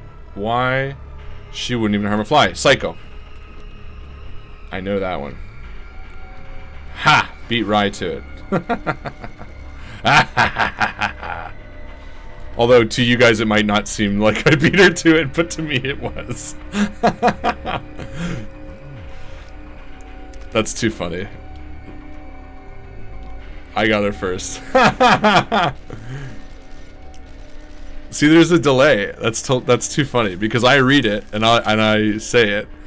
Like right now, look, I'll tell you. Whoever speaks next, I'll tell you when I see it pop up. Because right now it says Evan Jones LOL. And you can see the delay, just so you know I'm not cheating. Whoever, if anyone ever wants to talk again, apparently no one wants to ever talk again. My buzzer has lag, that's what Evan just said. And then Bjorn said now, and then I'm not crazy about yours, and then Evan said LOL.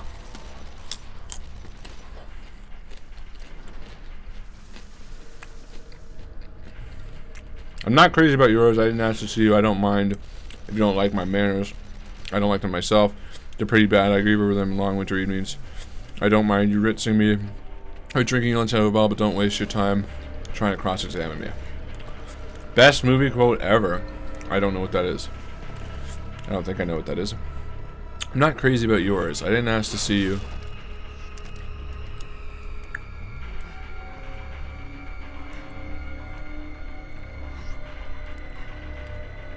I didn't ask to see you. I don't mind the manners. I don't like them myself. Oh, do I need to do that thing and then run back down here quickly? And is there no easy way to do this? Name that film. I don't know that film. I don't recognize it.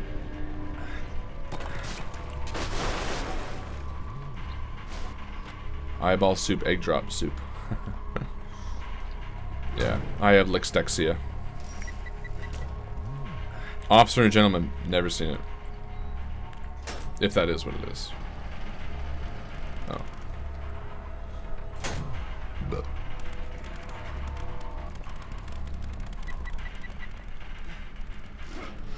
Oh, you fucking Jason. Oh, you fucking Jason. Here's one. I live in the weak and wounded. I live in the weak and the wounded. It must be a horror movie or something. Because who would live in the weak and the wounded? Like Freddy or something?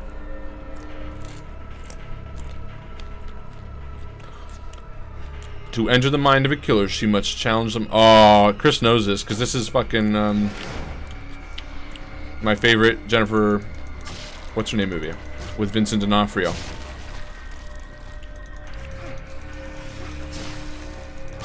Yeah, Silence of the Lambs, yeah. No, sorry, I was thinking... It is Silence of the Lambs. I was totally wrong. I was thinking, that other one that Chris knows I like.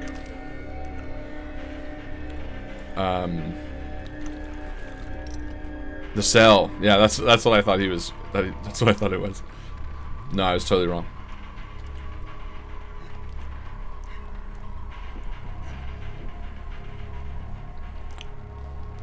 Yes, Silence of the Lambs.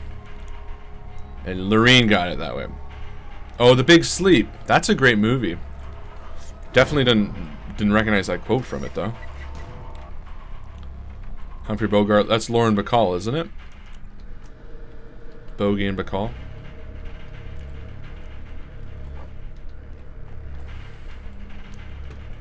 I don't see why... I thought the power was off there. I love The Cell. Great director, too. Taram Singh, or whatever his name is.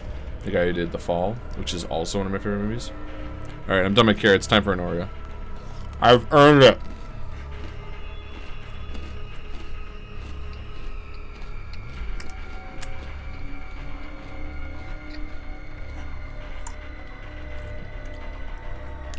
Oh, which movie had this last line of dialogue as its last line? 2 more months. I don't know. 2 more months.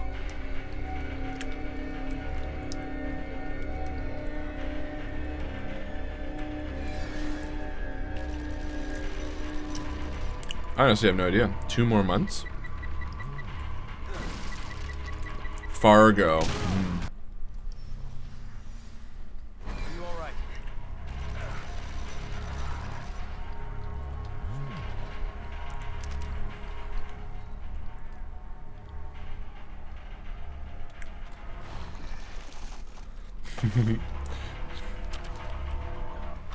Say 1 if you have subscribed to me for real and not fake because I have a sub counter. What? That sounds like a veiled threat. I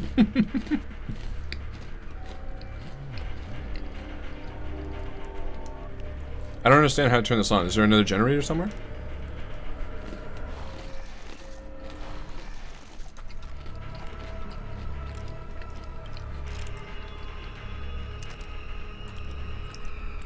Fargo is 2 months more, eh? I wouldn't know that. I didn't know that. Fargo's a good movie, but it's depressing. That scene when William H. Macy is like crawling out of the window at the end. Time for horror movie trivia! Yes. My favorite. Chris, I love you.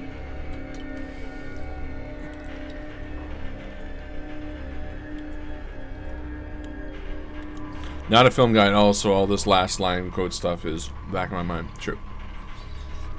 What about this place is as haunted as a sock drawer? No idea. This place is as haunted as a sock drawer.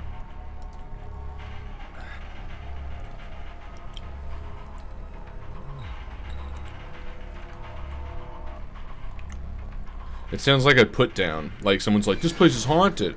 And the person's like, this place is haunted as a sock drawer. So based on that, I could guess some... It sounds more recent, to be honest. Like an 80s to present. What did the town of Crystal Lake change its name to in Friday the 13th? I don't know. Grave Encounters? There you go. Recent horror. I'm going to give myself half points. I have no idea. And honest, and you know this, Chris, I don't think I've ever watched anything about the first Friday the 13th.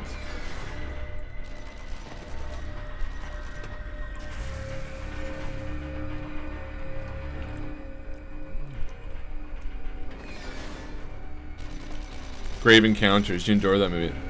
It was good. I didn't love it. I liked it. I think someone talked it up a bit too much for me. That's the one where they like, it's like first person, right? Or it's all being filmed.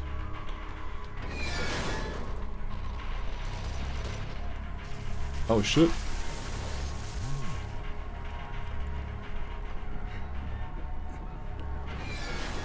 Okay, I have no idea what the hell I'm gonna go.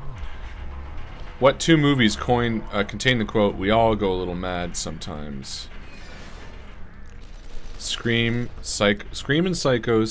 One's definitely Scream. Psycho and Zombie, Scream 3 and Ghost Ship. Ghost Ship and Scream and Psycho. Scream and Nightmare on Elm Street. Must be Scream and Psycho. Yeah. That would be my guess too, Lorene. Because I know Scream says it because it's at the end when they're like stabbing themselves. I don't remember it being said in Psycho, but nothing else there seemed to make sense.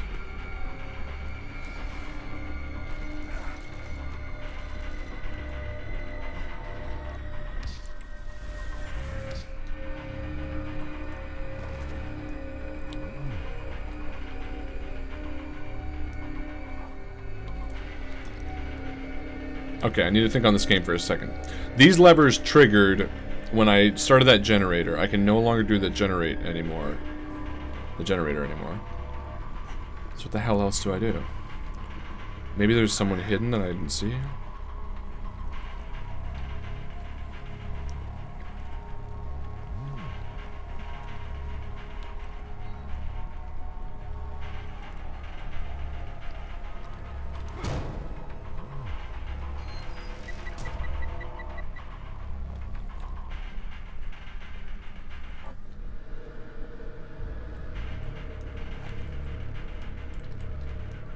Can't throw this switch anymore. Here's one. That's it, Milos. That's the cinema. That's film. Milos?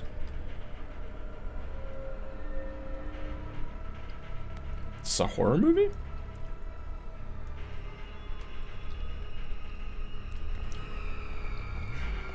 Milos? What am I healing Jason cool with? Just my own super sexy hands, clearly. It is a horror movie.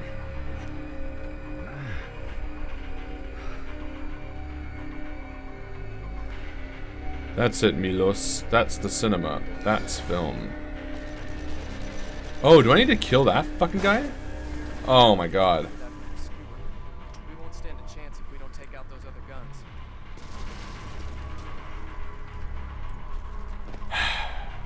That took a long time. Oh wow, that's a lot of people too. Please tell me I have shotgun shells.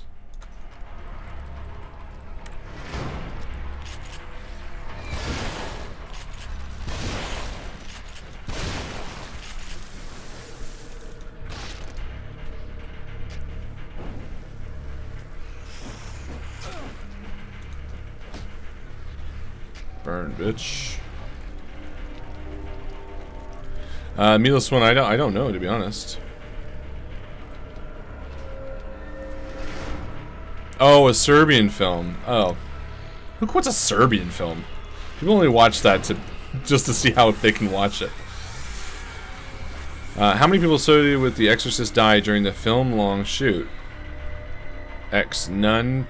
None. 9 people. 2 people. 5 people. I would guess none or 2, because I don't remember hearing about it. I know people died during, like, Poltergeist.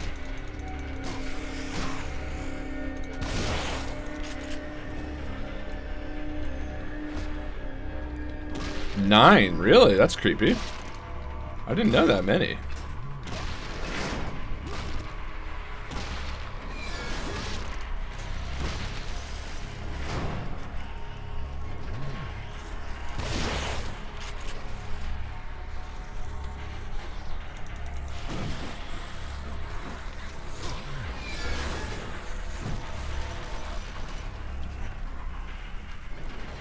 I don't understand what I'm supposed to be doing here. Am I just killing them non-stop, or is there a goal here? Also, I want all this brain juice.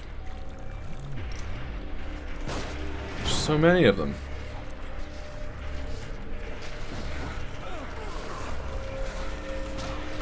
I literally just lit that guy on fire.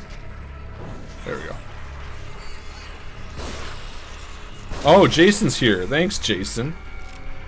For being utterly useless, as usual. And I have health. Book of the Dead. I know that one. If it's Evil Dead, I know it.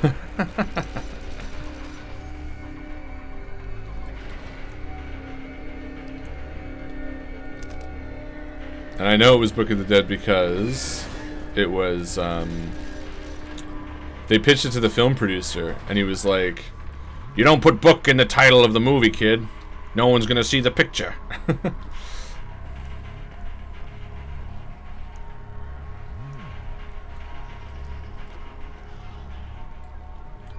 I've read both the Bruce Campbell books, and he talks about the making of Evil Dead in the first one a lot. So that's part of the reason I knew that one pretty quickly.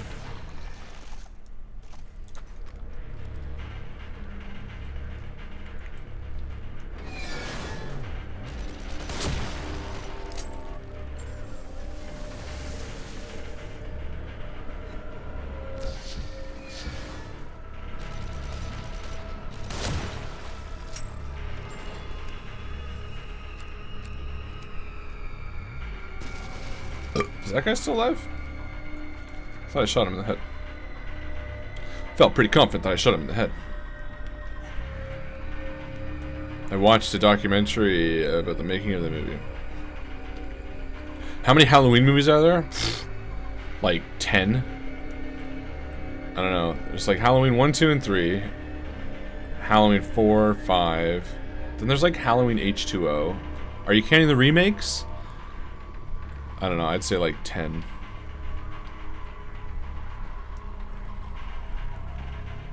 $15? That seems really high. Could be. I'm not debating it. I have no idea.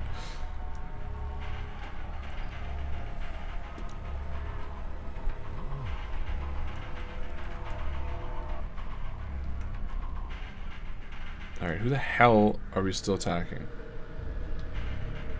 Oh, there's brain juice up there. I shall take it as my own.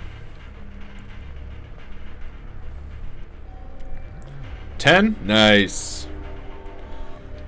Admittedly, though, mine was just an arbitrary guess. I have no reason to be thinking 10.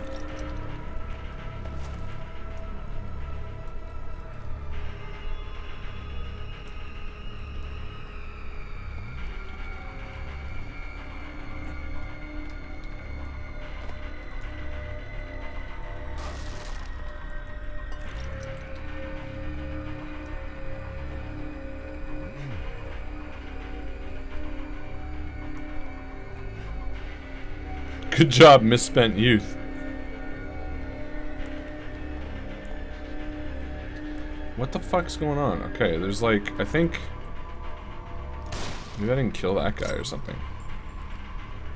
Because I'm 90% sure that should have fallen. And there's also an eye watching me as if...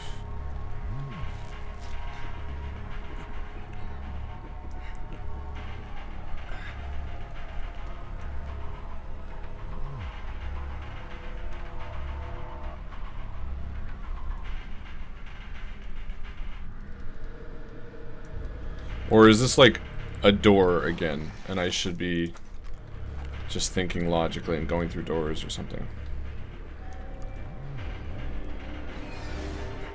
Ah, no, I was right, okay.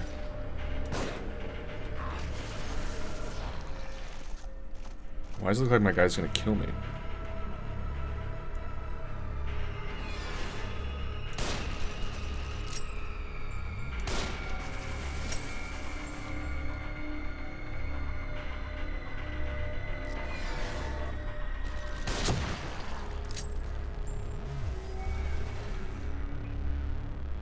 There we go.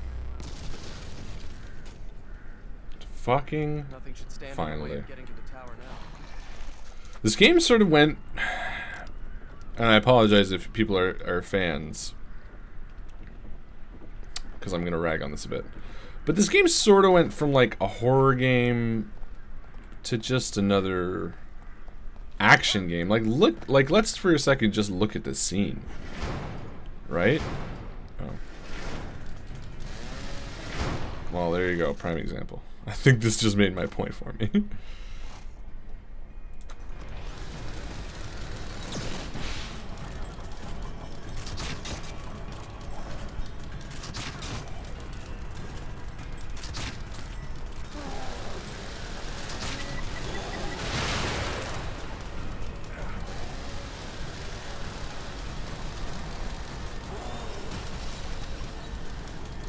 Ah, fuck. Oh, fuck. In the movie The Crazies, people end up going crazy and killing each other off. What is the actual killer? It depends. The original Crazies, directed by George Romero, or the remake Crazies, starring Timothy Olyphant. Because in the original, I think it's Mars. It's a satellite. It's something from space, I think, in the original. And in the remake, I think it's like a virus. Although I could be wrong, because I don't really remember.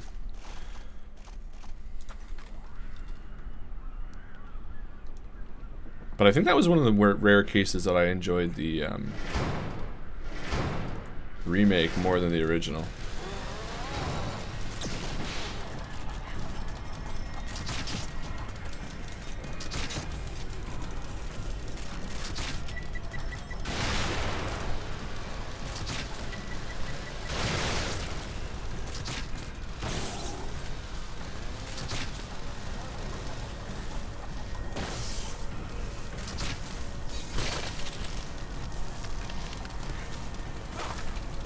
frozen. You can't do nothing.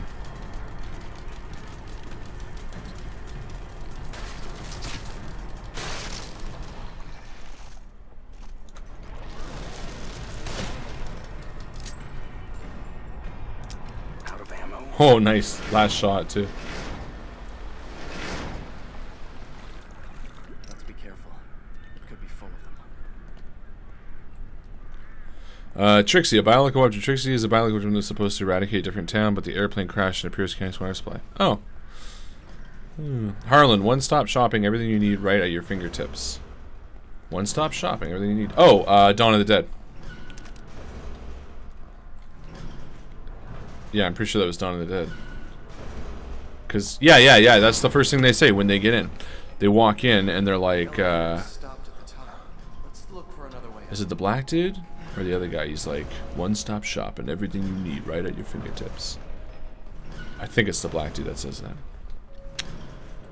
Drop the mirror. Wasn't Satellite Night of the Living Dead? Yes, Bjorn. It's a horror. Nice, Harlan. The Night of the Living Dead was basically space radiation. And I'm guessing when the old-timey zombies and people are locked in a mall, a satellite crashed. Yeah, 1978. Yeah, that's the best one. Although, I honestly, I didn't hate the remake either. I thought it was kind of cool. The Zack Snyder one? Minus the zombie baby part. That could have not happened. Ugh. But anyway, I was saying, doesn't this game hasn't it sort of devolved, at least for me it has, into sort of just an average combat game? Because it was scary at the beginning, but I feel like they sort of abandoned that. Like, that last scene was very, like, it was just a big daylight, almost like a complex. Like, you know, filled with brick buildings and, like, just not scary in the slightest. Yeah, it's a Red and Neil game now, and not one of the good ones. Yeah, it's kind of a slow action game for sure. Yeah, it's a bit less spooky. Yeah, I'm disappointed. But, whatever. I'm not really paying too much attention to it. We're just talking. Oh, we're just talking about it. Feels like Uncharted. No, Uncharted's much better, Chris. You introduced me to Uncharted, so you get all the credit. Chris, keep the quiz coming. This is a blast. It puts me on my movie toes.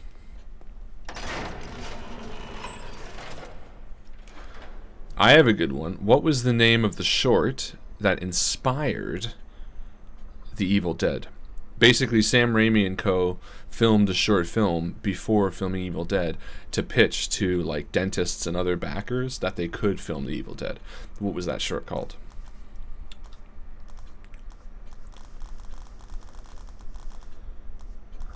What do I want to do? Yeah, let's get the sprint time up. I'm done being tired. Oh, but speaking of games again, if we find any games we want to suggest, should we link them in the Spooky Game Night announcement post on the group, or should we start a new post? Feel free to start a new post, man. I don't mind. Do whatever you want. Any way you think I'm going to see it, tag me in the post. Yeah, however you guys think is best. Starting a new post is awesome. Which horror movie featured a satanic cult trying to give birth to the Antichrist? Oh, Rosemary's Baby. Oh, Rye got it too. Oh, and did Evan and Bad Wolf and Chris confirmed. Directed by Roman Polanski. Also, Christian, even more specific, there's a lot of those. Trying to give birth to the Antichrist? Seeing the baby in the added scenes was stupid. Oh, and is that the original Dawn of the Dead, you mean? John Lennon was referring to what building it was filmed in. Really? I didn't know that. Okay, just found one game. Felt it might be a little thin to start a new one. Well, post it, right? Like, you can always be like, blah, blah, blah, blah. True or false? In the movie adaptation of It, Tim Curry used his real hair for Pennywise's Red Fro. Oh, I have no idea. Probably true. Because he has a massive fro in, like, 3 of his movies. So I will say true. Yeah, Bjorn, start a post. If you want to, like, dictate it, you know, if you want to be like, hey, here's a suggestion for game. If you have any other suggestions below, please recommend them. Go ahead. Like, there's no... Do you think Kidman is no okay? rules. I don't like that they used her as bait. Almost like someone's toying with us. You think someone's toying with you? Uh-oh. Jackson Cool is sick. Hang in there. Just a little. Hang in there just a little further until nothing changes. Because it's not like we're trying to go get you a cure. What was Freddy Krueger convicted of before he was murdered? Oh. Child? Sexing? Well, I don't know. In the remake, he was like a full-out pedophile. In the original, he was like hunted down, and he was burned by the family or whatever. There are only two. We can Kidnapping, was it? I don't remember. Uh-oh. Not Jackson Cool. No. Child homicide. Ooh.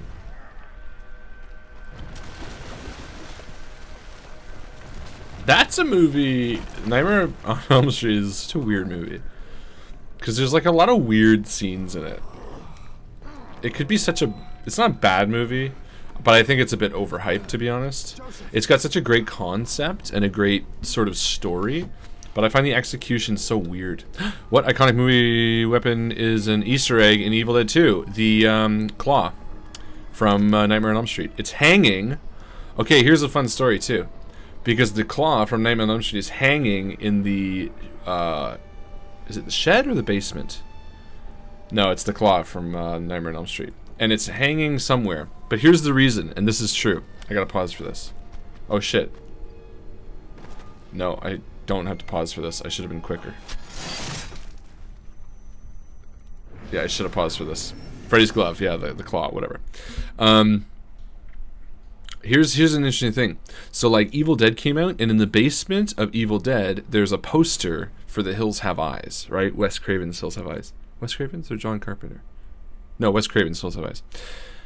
And it was sort of like a nod from Sam Raimi to be like, see, Evil Dead's spookier than The Hills Have Eyes. So then when Wes Craven made Nightmare on Elm Street, the kids are watching Evil Dead on TV in the room as Wes Craven to say, oh, see, Nightmare on Elm Street's creepier than, or scarier than Evil Dead. In retaliation, in Evil Dead 2, that's when the Freddy's glove appears in the woodshed, and I'm pretty sure it is in the woodshed. Yeah, because the Hills Have Eyes picture's in the basement of the first one. So it was like a callback. It was sort of a back and forth little grudge match that they had.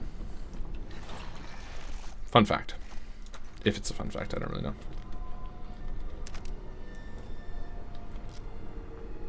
I don't know if I can shoot through this wood.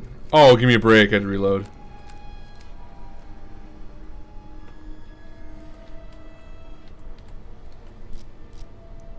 What the fuck? Alright, we're gonna cut it close.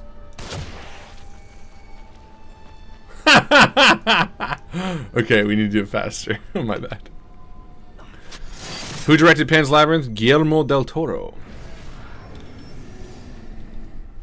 And that was before Bjorn. Before Bjorn said it. Oh, I thought that guy dying was actually a thing. Yeah. No, this is all my bad. Okay, we're gonna do it well this time. Here we go. There we go.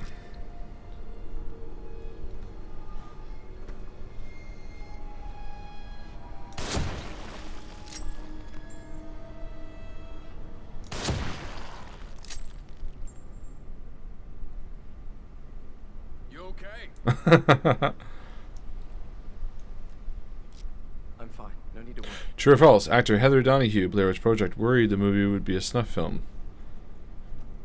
It seems like it's true, but I'm going to say false just to be argumentative. But it seems more than likely true. Has anyone seen the remake, by the way? Because I heard it was terrible. This is a really thin bridge to walk over. Answer. True. She's actually worried that the director is going to make stuff up. Fair enough. You should have just let them. Huh? What the hell? It's just a matter of time. It's better this way. What the fuck?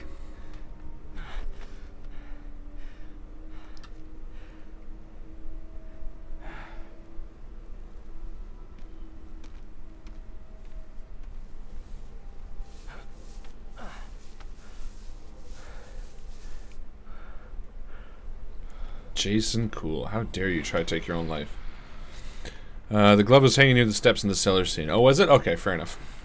I couldn't remember exactly where it was. I remember the poster for sure, because it's in the first one in the basement, I remember. Where are these guys? Oh, the fucking thing.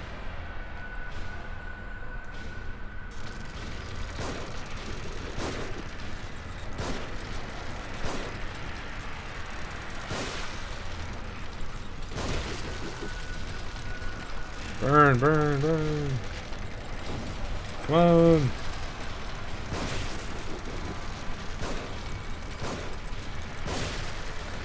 In the ring, what aren't you supposed to do? Copy the tape? Watch the tape? Seems like just the plot of the movie, isn't it? Why can't I get through this? Seriously? Oh guys, it's too low. I can't get through this massive open door.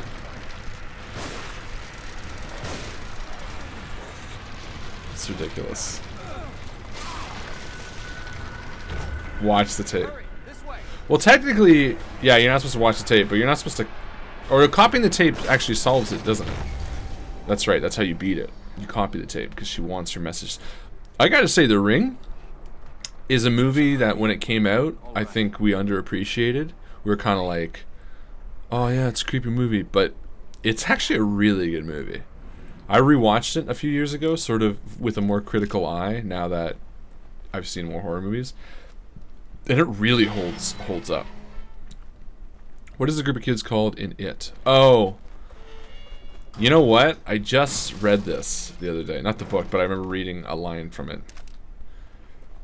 I've previously told the stream about a funny story about watching the original It. So, with my younger sister. So I don't remember. I'm not going to bother guessing because I really don't.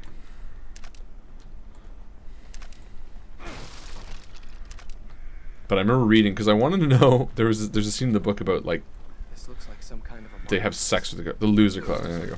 just like everywhere else. They have like sex with the girl to get them out of like the tunnels, and I was curious like how graphic it was because people were saying it's like the weirdest scene in a book. So I wanted to read it just to try to pull it out. That sounds terrible. Just want to pull it out while some kids were having sex in a book.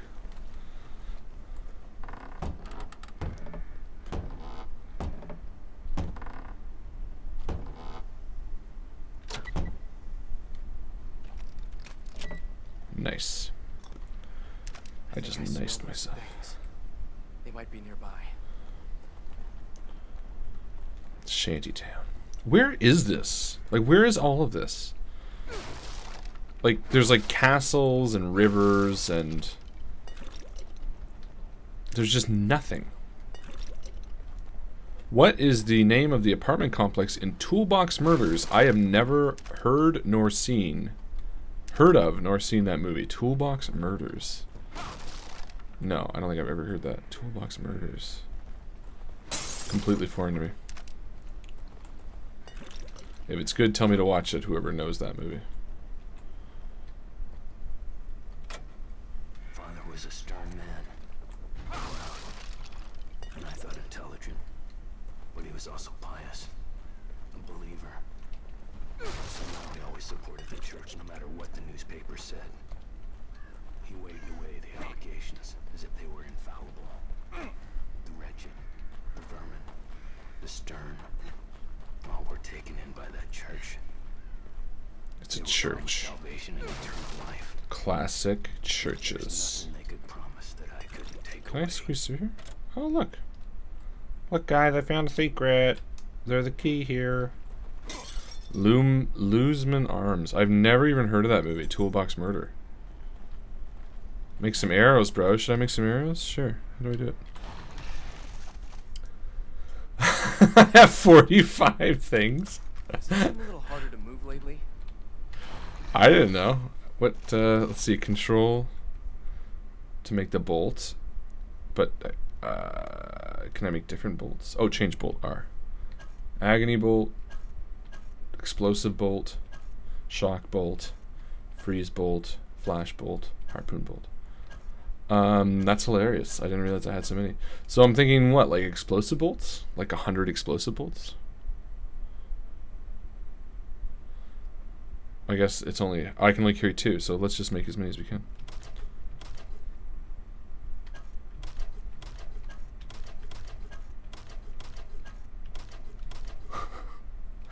That's too funny. I honestly had no idea.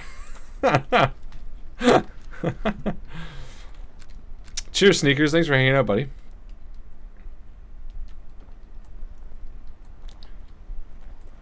The script writers. I missed the conversation. Ordered by the company, as Evan mentioned. Huh? Good evening and good night. Good luck. Good luck. Good evening and good luck. Good luck and good night. Good night and good luck.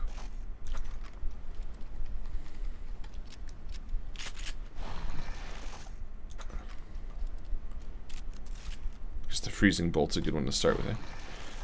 In Alien, what brings the crew in contact with the malicious bioform? It's a signal, isn't it? Like a, they come across a distress signal? It's a signal for sure, and I think they interpret it as a distress signal. Because they make the debate, remember? I remember they argue, which is always sort of my favorite part. Because that's such a good movie, by the way, Alien. And Chris, have you watched it, or have you just not watched it in a long time? Because we need to rewatch it. But one of my favorite parts of that movie is the fact that they, like, you know, talk about it. They're like, well, we shouldn't do it. It's going to throw us this much off course. And then they're like, they have an obligation to the company, which is such a cool, you know, they're like, well, if we don't do this or whatever, we can forfeit our shares or something like that. It is really, really cool. Mother. Oh, yeah. The company directive, Mother. Such a cool AI. Mother, turn off the radio, Mother. Distress signal from Prometheus. I really liked Prometheus, by the way. I'm one of those people. That's right. I had an Alien marathon last Halloween. Alien, Aliens, and Prometheus. No Alien 3 or 4? Alien 4 was written by Joss Whedon. We are? More like when? And I like Alien 3. It was done by David Fincher, even though they fucking totally tore up the cut. Electricity, elevators. This place can't be real. It's like jumbled up memories.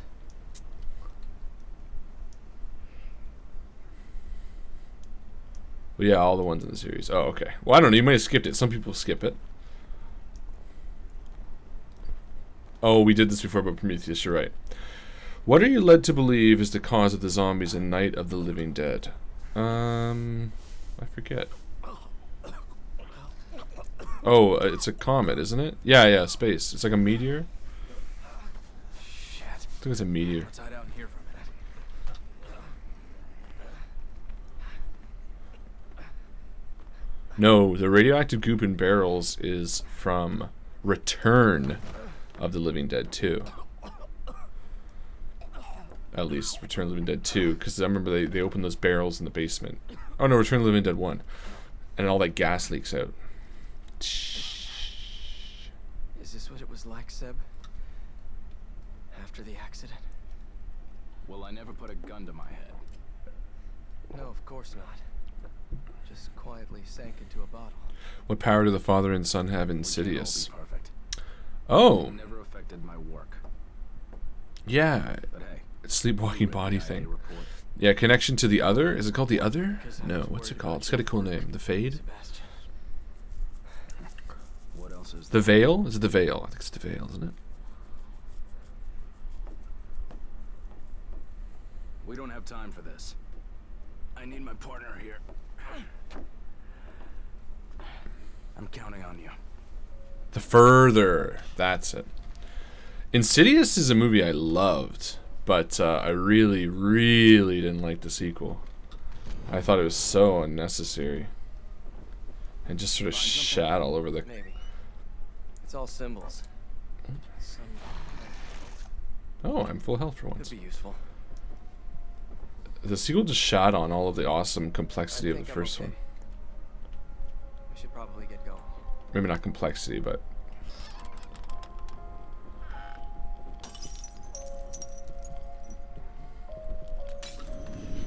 Insidious 2 is not good. Yeah, no. You enjoyed it more than the first one, really? Oh no, I was so disappointed. Because the thing about the first one, the reason Insidious was so good to me, and I've mentioned this before, but it bears mentioning again, is that, you know, out of every other horror movie, you have this family, right? And bad shit happens to them. Should I wait to do this? Because I have pretty much full ammo. Yeah, I have a lot of ammo, so you know what? I think I'm going to wait to open it, actually, because I'm sure there'll be a point where I need it. In every other horror movie, you're going to see a family where, you know, the wife's like, no, we got to get out of this house. It's haunted, blah, blah, blah, blah. Oh, the Winchester. And Insidious was like the first movie that I saw that she's like, we need to leave this house. And he's like, done. And then they leave and they move house, and it happens halfway through the movie, and you're like, oh.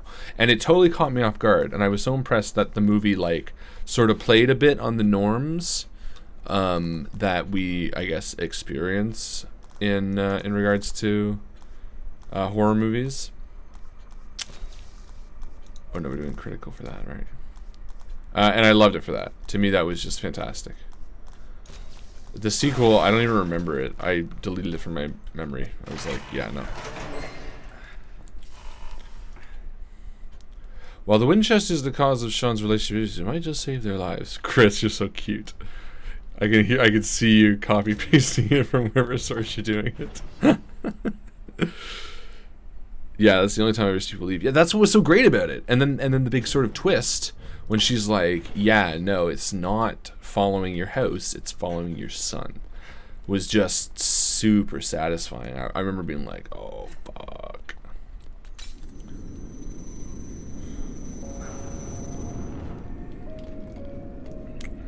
Which bummed me out because I remember being really excited about horror movies for a bit after that because Conjuring came out and Insidious came out, and they were both really, really good in my opinion.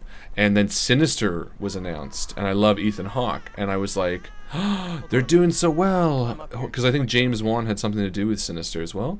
And I was like, oh look, they got Insidious, they got Conjuring, and now this new movie. So my wife and I saw it, Sinister in the theater, and holy fuck, I hated Sinister.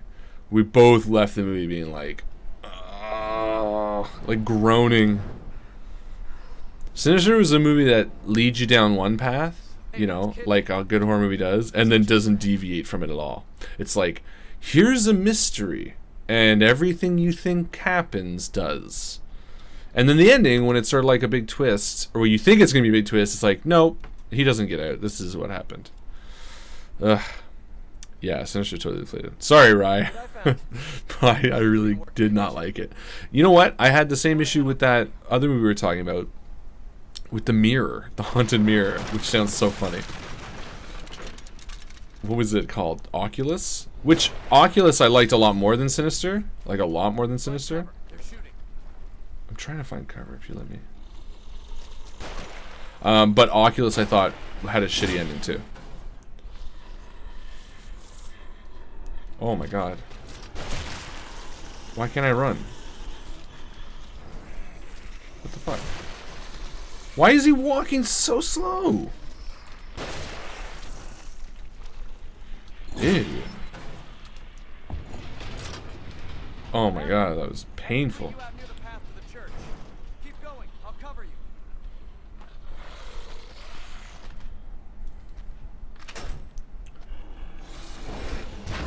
Oh shit. What is this?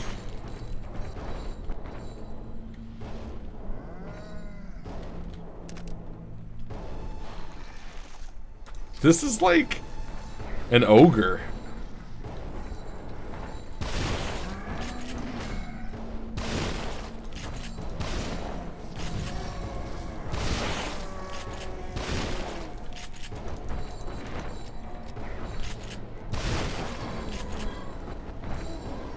That's stupid.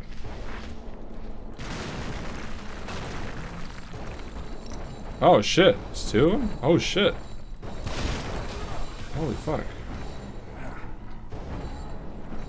Oh, good night, Chris. Thanks for doing that, buddy. That was fun.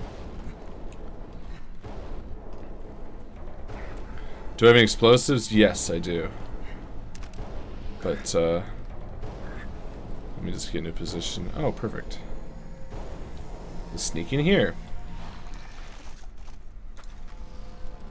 Should freeze this guy. Wasn't it your brother that fell for the trick, though? He's the one that tricked the trap. I don't remember how the ending was. I just remember not liking it. But no, Sinister just didn't have that twist that I enjoyed in a movie like Insidious. Why is this guy not doing anything? Okay, how?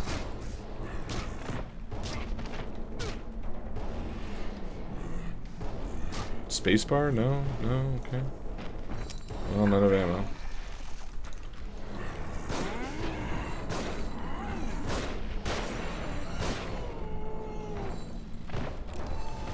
It's dumb. What a dumb boss. It really did. It really does feel. This is where I'm gonna start getting bitter, because it really does feel like they sort of threw out the concept that they were going for, and sort of just went, "Fuck it, let's just do." Like, this almost feels like it's the scene looks like it's out of like a Harry Potter game or something. You get this big goofy. I don't know. And his sound effects, I don't know.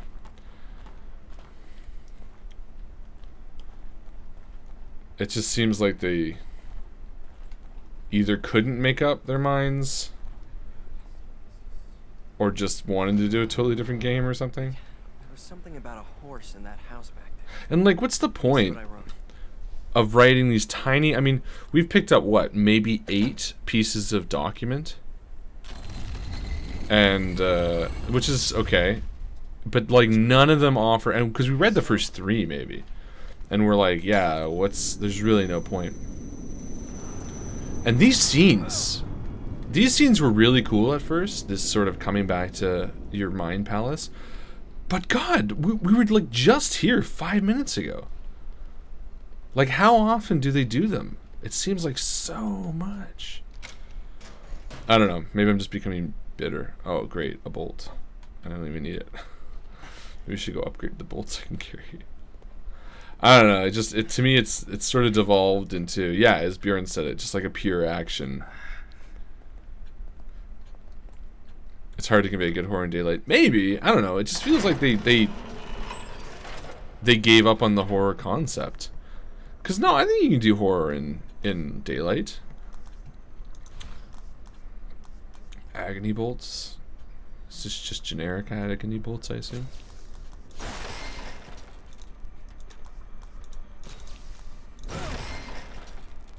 Hey, Sam. What's up, man? Harlan, you do not have to stay with it this game. No. I want to finish the game. I mean, I bought it way back when. I do want to finish it. I don't hate it. Sorry, I'm ragging on it right now. I do not hate this game. I knew what it was when I got into it. I knew it was going to be a game that I don't typically play. So I'm totally fine with sticking it a bit. But I just feel that the makers of the game sort of not misrepresented what the game is, I guess, but it feels a bit more action-based than they want to, than I had hoped for.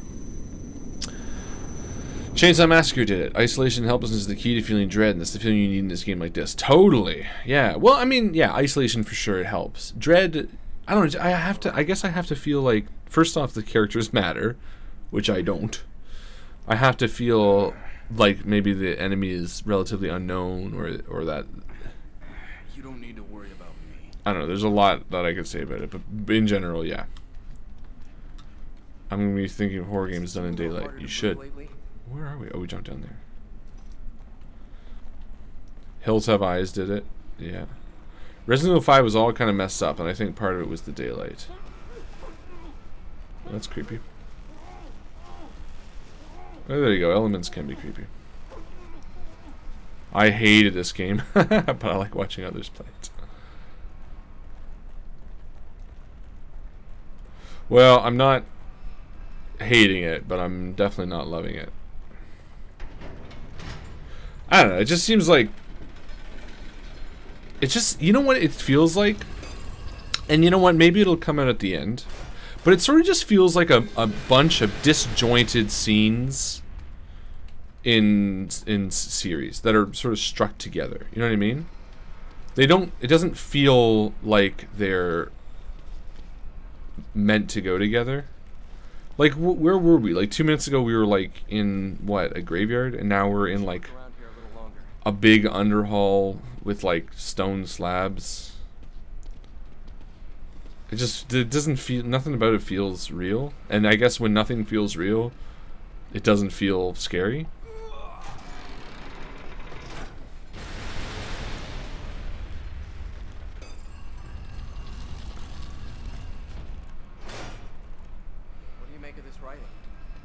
Doesn't mean anything to me, should it? Now, hold on a second. I jotted something down earlier.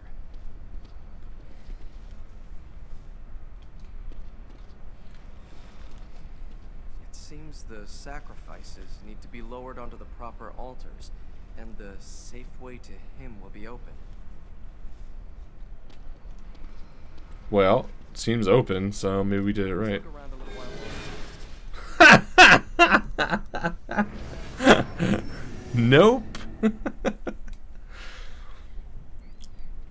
It's like Memento only not fun. There's no flow, no theme or consistency. Yeah, this game doesn't feel like it really has any consistency because like 1 minute, like it starts off strong. Remember, like we were, okay, so we were like creeping right off up to that guy with the chainsaw who was like really, really, really creepy, and you're like, okay, this is fucking cool. I can get behind this, and then you're like. Well, like a scene ago, we were like fucking firing a million bolts at a dude who was, you know, a big ogre for no fucking reason, just a big ogre. It's like the movie Cube. Yeah, but you know what? Here's the thing: the idea with Cube is that was the story. There was a mystery wrapped in it, and if our main character was acknowledging the disjointedness, if he was like, "How did we go from a hospital?" And now we're here. Like, if he acknowledged that there's a weird disjointedness, I would be a lot more enthralled because I'd be like, okay, cool. So we're not alone in feeling this game is weird. Oh, look. A key. But he's not. And this is what's frustrating, I think, about this. Our main character is acting like everything here is normal. He's like, yeah, okay, let's keep moving. It's like, well, hold on. Nothing's fucking normal. No, I love Cube, and that's what I'm saying. I do love Cube. Cube is Canadian, by the way. But Cube is great because it acknowledges its disjointedness. Okay, 3597. 7 is not crossed off. They're obviously representing these platforms. The platforms are at varying heights. This one does not have a thing. So, what's the key? What did he say? He said they represent the sacrifices. In descending order? 7 is the only one not crossed off, so let's do 7. See what happens.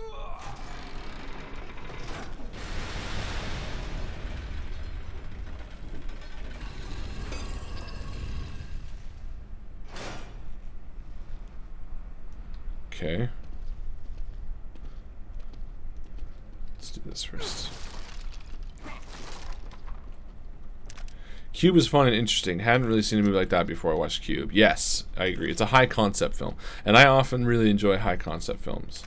You know, movies that sort of just have one cool idea and they just go with it. I like movies like that every once in a while. It is like the Hellraiser movies. 1 and 2 are great, but then 3, the Cenobites are shooting CDs from their faces. I felt the exact same way. Hey, Canada. That's why I wanted to play it again. LOL, and yeah. I'm so glad someone else feels the same way. Feels the same way about what? This game? The disjointedness? Alright, so we lowered 7. I'm not gonna... Just want to take a... Yeah. So... Maybe lift this one up? It's the only one that's not up. But there's no stick. So... Should we look for a stick or should we lower them all? Maybe we should lower them all? Let's try that instead. Nope. Yeah, let's join this. Okay, cool.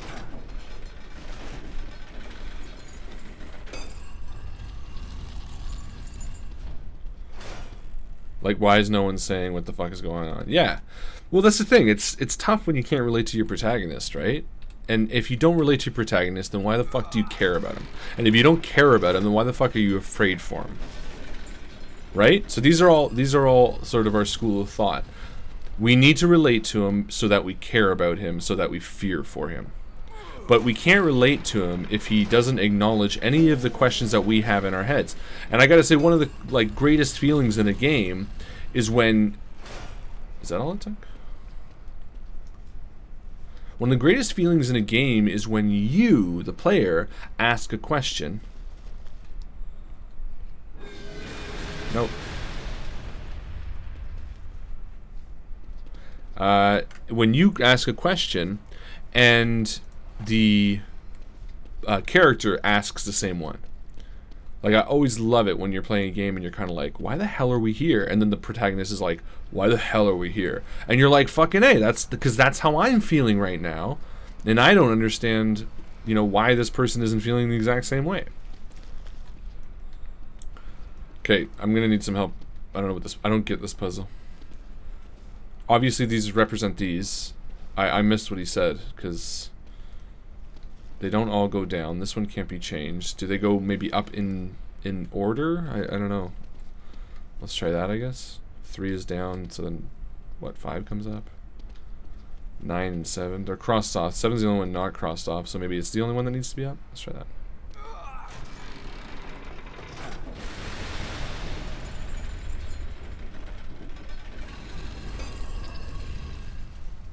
Maybe I need to shoot these. Oh. Maybe this is what we needed. Nope. Oh, wait, maybe?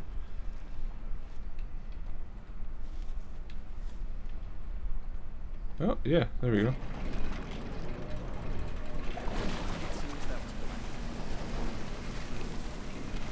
I don't even remember how we just solved that. What was it? Oh, 7 was the only one that was up?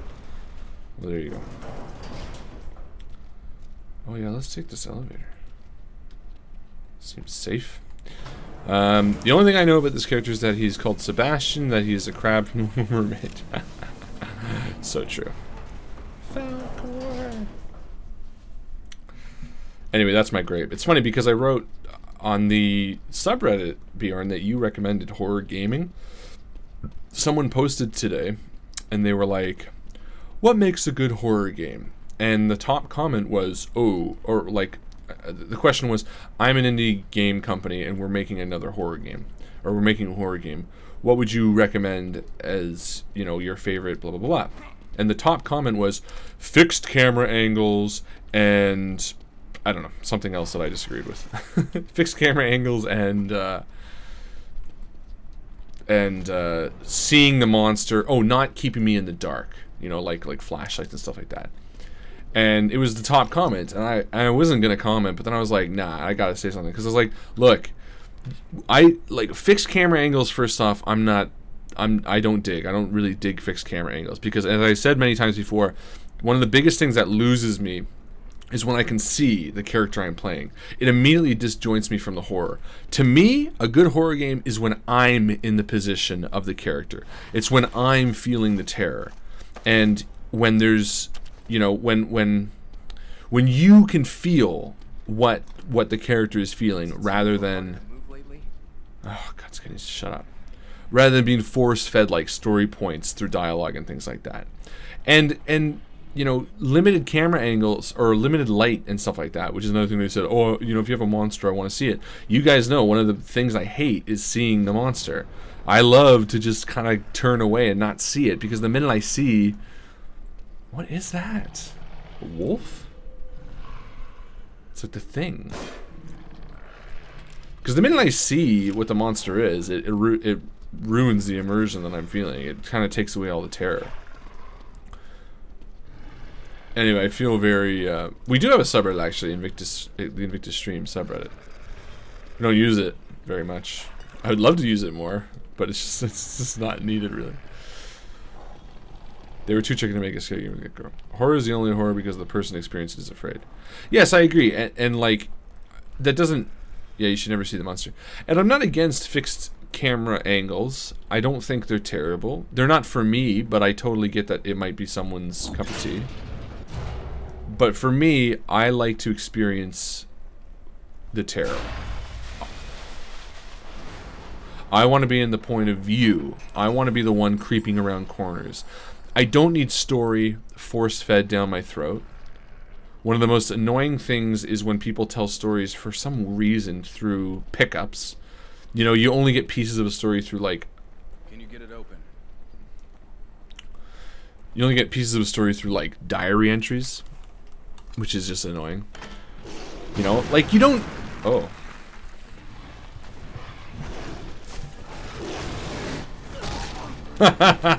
Jason, you monkey. What is the point of having an eye if I'm constantly being seen by all the enemies? It's almost like it's not necessary, you know?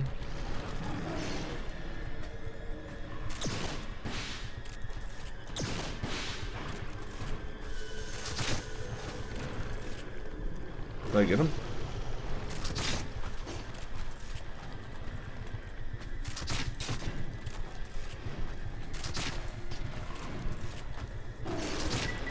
Ah.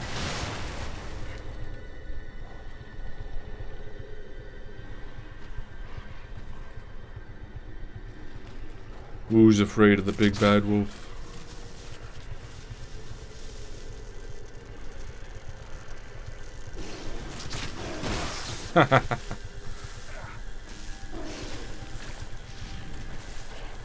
Zap.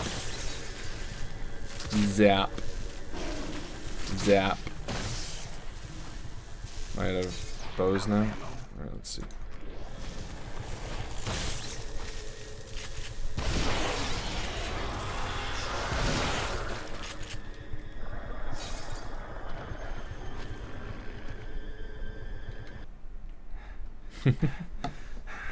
Joseph.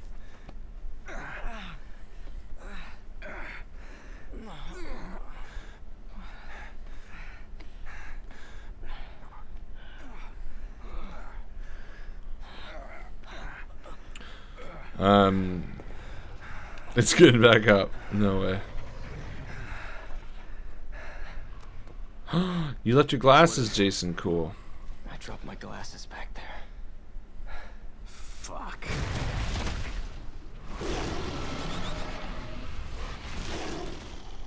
Well, better go get them. Pass through. Are we actually going back to get them? That's hilarious. Let's do it. Why not, right? Ah. Joseph's glass and he's from the same pair as long as he's known him. Hey! Over here! That's stupid. Over here! Why are you calling him over there when I'm going there, you turd? Hurry back before that thing finds you. Oh, good. Go through that slower, just in case. Sorry. It's not just about being unable to see. It's my personality, It's about okay? feeling normal. It's all right. Let's focus on finding Kid. Eat a dick. I don't care for that character. Don't make me care for him. Don't force me to care for him. Anyway, what was I saying about story? Yeah, story, okay, I am thoroughly convinced, 100% convinced, there's no doubt in my mind, that you can tell an engaging story without forcing dialogue scenes like this, without forcing diary pages to... You can tell a story just through the gameplay. And prime example is a few spooky streams ago, we played a game called, I think it was called Human. It was called Human, I think, and it was that one that we were in like an isolated bunker, and it was a very short game. It was a free game, and basically we were going through the halls, and it ended at the end. It was like sort of like the devil or whatever. So here's a game that is just, there was no fucking, exposition exposition. There was no like, this is what you need to hear. This is a really important dialogue scene where it like forces you to watch it. It just fucking let you do it, and it told the story through its actions. You know, you quickly understood that this was actually, there was a bit of text at the beginning. Sorry, but that just framed the scene.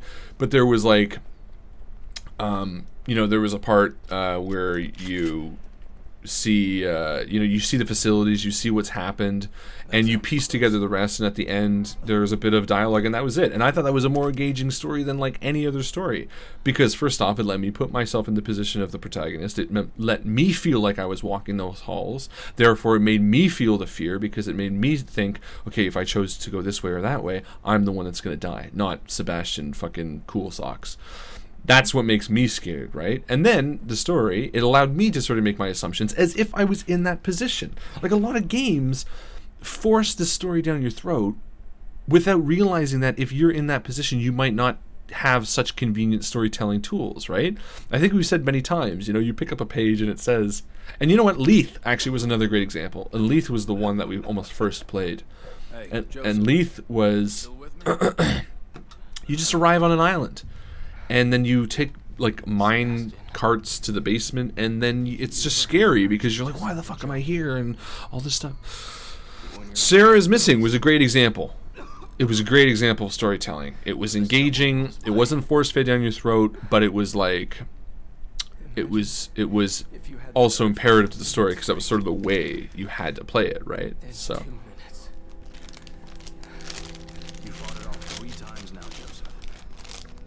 A lot of games are like, hey, now you should be scared, so be scared. Yeah. Without actually building up the fear, They're just, like, telling you. Like, okay. Oh, we have this fucking cutscene to end.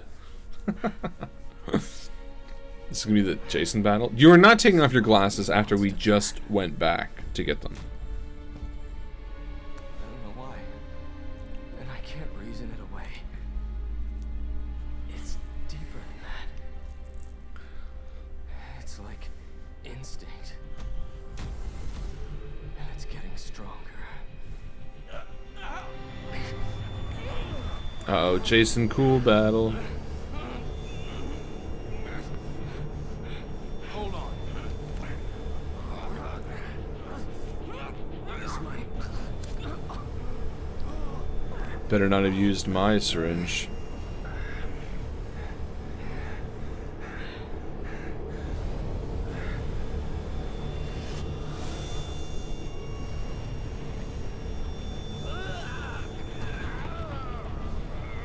What?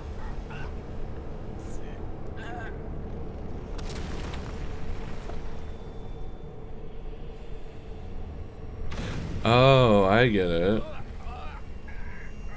He says not getting it.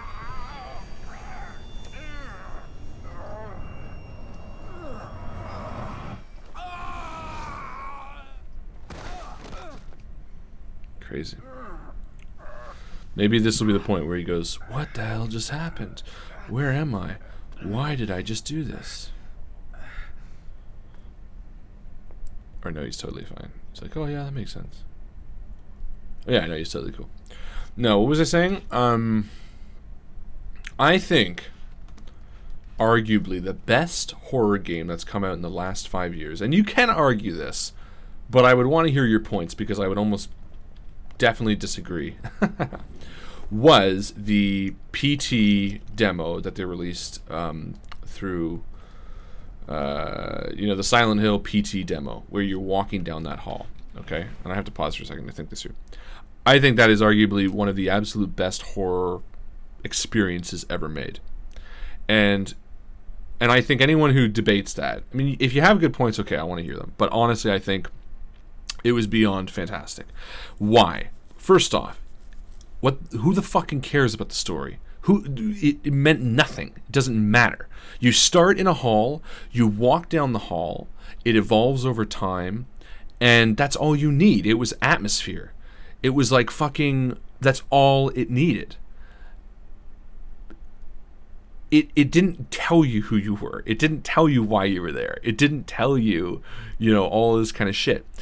and it felt real. The graphics were fantastic. It hid the monsters from you. It didn't force them down your throat. It was just that. And that to me is the essence of really fantastic horror game. It puts you in the, oh, see you, Rye.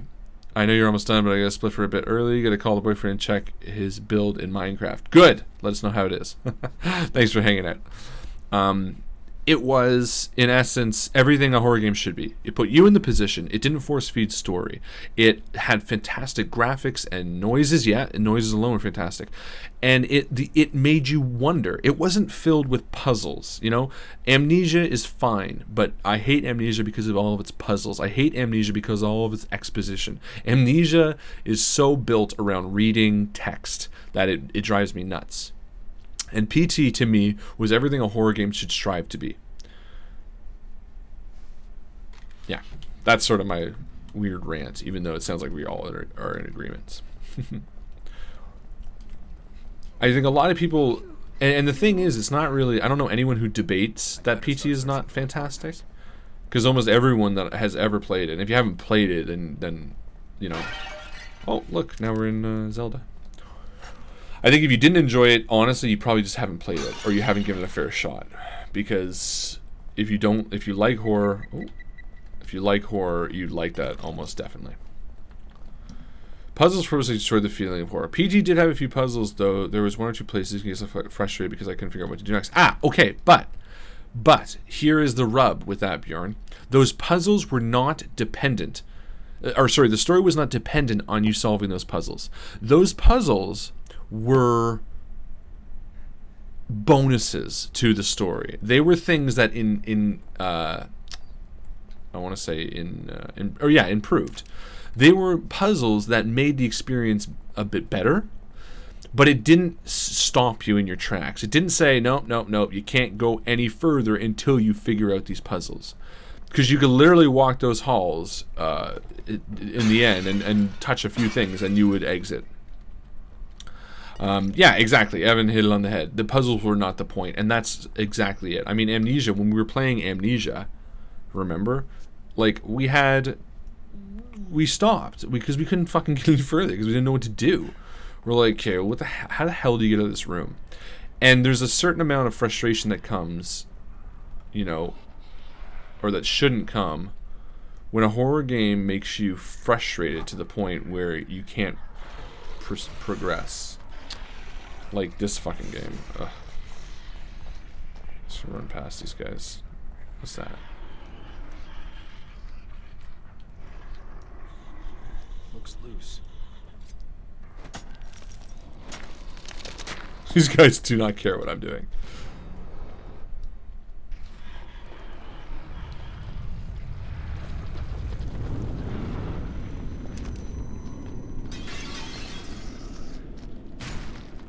Oh no.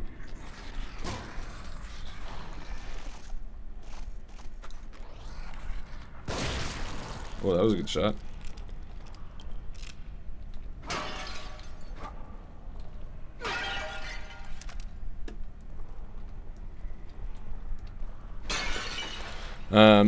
Well, it kind of did though. The door didn't open into the bathroom locked. Oh, was it? Fair enough. Fair enough. Maybe I played it differently. Was it though? I thought when I played it, all I did was walk forever. I don't think I did anything. At least I didn't consciously do anything. Maybe I did solve it absentmindedly. But point is, it didn't halt my progress. It wasn't like, okay, you can't go any further until you figure this out. 100% environment, no props, no gates, just you in a room of sheer terror. Oh, this is the VR demo I saw you mention. That's cool. I'm excited to play that. Yeah, it did kind of have cues. Okay, fair enough. What is this? Is this like something I can grab? This lamp? No, it's just something I can shoot. But again, the point was that it didn't force feed the story down your throat. It just was almost more of an experience. And the thing that sold me so completely on it was that it felt... Oh shit. What's that big guy? It felt like you were the one that was there. It felt like you were walking those halls, and that photorealism that they had helped a lot too. It fits. Great.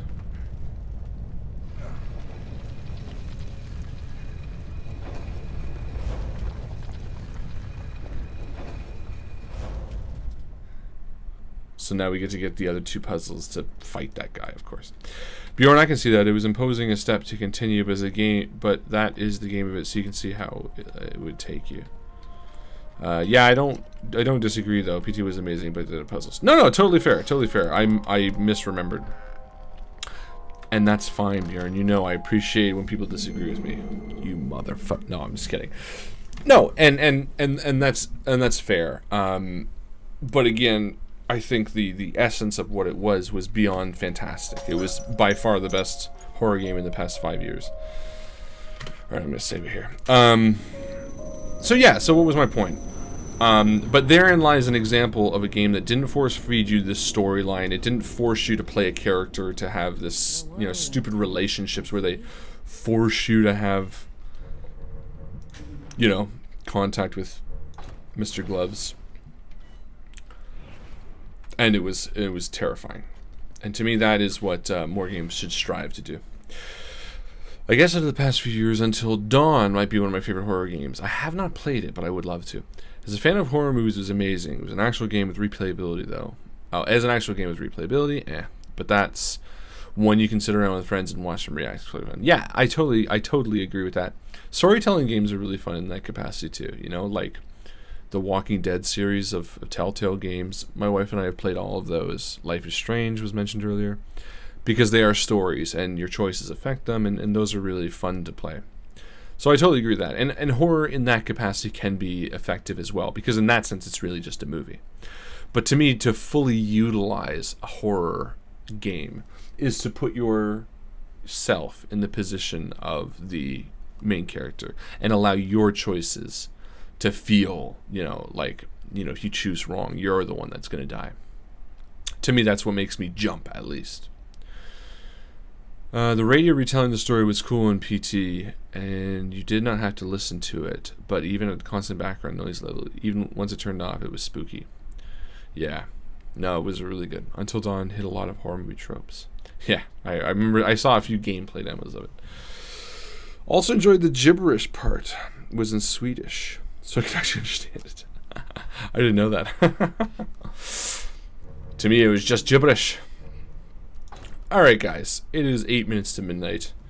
I'm pretty tired, and also Evil Within is not doing it for me. But we're going to finish it, because I am a completionist to a degree, and I want to finish it. I do. We'll see what happens at the ending. But yeah, interestingly enough, this is sort of the vibe I got the first time I played it. Soma was one that I got a little better. I liked a little more once we came back to it, to be honest. It still petered, but I definitely enjoyed it more than when I had left it the first time. This one, I think I liked it a little less, to be honest. When I left it, I was at that spooky village, and it felt very horror-esque and very thick with atmosphere. The last 2 chapters have disappointed me, to be honest, because both of them have been very blech. Anyway. True, and those are rare. It's hard to find a lot of horror games that seem to hit all the right buttons. It is so true. So we'll see what happens. Now I want to watch a horror movie. Harlan the Finishist. That's my name. VHS. VHS is weird. Have you watched this, Lorraine? VHS 1 and 2. They're both pretty weird. I'm thinking... I don't remember them. I don't remember which ones were which in VHS. Was that the one with the guy jerking off to like... oh no, that was ABCs of Death. Because that also had 1 and 2. I don't remember VHS. I think one of the VHS was... oh, that's the one that takes place in the house. And they watch all the videos. And I think one of those videos is like that vampire girl, right? And I don't remember any of the other stories from VHS. Noting down VHS. If you want to see some good movies... yeah, Hush wasn't bad. Yeah, it wasn't bad. Let me think. What's a good horror movie that I saw in the last few years? Let me think. Let me pull up IMDb. IMDb. Hello.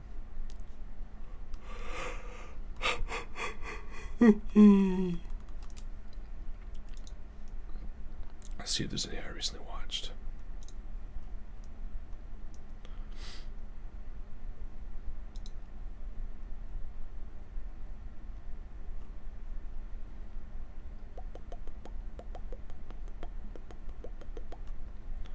Seen that. Oh, you know what was cool? The Invitation. I really like that one. Oops. It's on Netflix. If you haven't watched this one, it's pretty cool. It wasn't like Die Hard horror. It was just sort of very ominous. I'd recommend checking out that one if you're looking for something. Lights Out was pretty good. Yeah, that one was bad.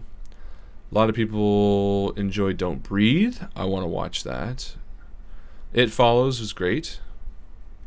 Evil Dead Marathon, yes. But you watch Evil Dead 1, Evil Dead 2, Army of Darkness, and then Ash vs. Evil Dead. Skip the remake. Invitation. It was cool. 6.7 is about fair. I would say 7.4 Metascore is probably a bit more fair. Oh, Green Room! Oh, fuck. You gotta watch Green Room. That one was cool. Watch Green Room. Anyone who hasn't... Look, I gave it a 10-star. I gave it a 10-star rating. That's how much I enjoyed it. Let's see which ones I've given 10 stars to. You ready for me to be embarrassed? How do I do... What user reviews? How do I see what I've given 10 stars to? Here are my 10-star reviews. You ready? Coherence is cool too. I've given the VR game Accounting a 10-star, Green Room a 10-star, Ash vs. Evil Dead a 10-star, Dead Set on Life, which is a TV show, 10 stars, Three Amigos, Harmon Quest, Stranger Things, Blunt Talk, Robin Hood, of course, The Darjeeling Limited, Rick and Morty, Prisoners, Mr. D, It's Always Sunny, 13th Warrior, fucking love this movie, Children of Men, probably one of the best movies ever made, to be honest. Whiplash, I loved. Birdman, I loved. Supernatural. I gave this episode a 1 out of 10 because it was a terrible episode. I gave this episode a 10 out of 10. Gone Girl, The Rover. That's not a 10. That's a 7. Well, these are just all my reviews. Which ones are just 10? Can we see just which ones are just 10? I guess we can't. Bad Words was an 8. So does any of these movies... Sinister, look, I give Sinister a 1 star. See how much I hate it. Here Comes Honey Boo Boo's got a 1 star. The Real Housewives. This is when I was on my fuck MTV kick. I just started downloading everything that was on MTV. So any of these, if you haven't seen that, I wrote a 10 star, I'd recommend. Oh, The Thing, obviously. District 9, I gave 1 star. I really didn't like that one. Drag Me to Hell, 10 stars. Jack Brooks Monster Slayer. Yeah, no, I think that's not worth 10 stars now. Quarantine was 1. Devil's Chair was really cool. We should check that out. That was a good horror movie, but you gotta watch it to the end. The Fall's not horror. Proposition's not horror. Seraphim Falls, Bubba Hotep. Don't rate many movies.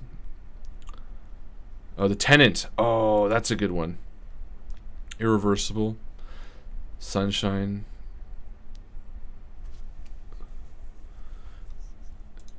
Yeah, if you want to watch a really good one,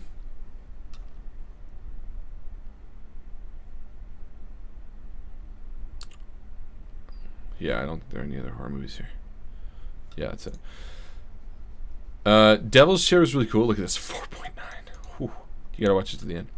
But the one I would recommend, actually, if you guys, and this goes to anybody, if anybody's looking for a really good horror movie, check out The Tenant. It is a Roman Polanski movie. He actually stars in it too, which is really weird.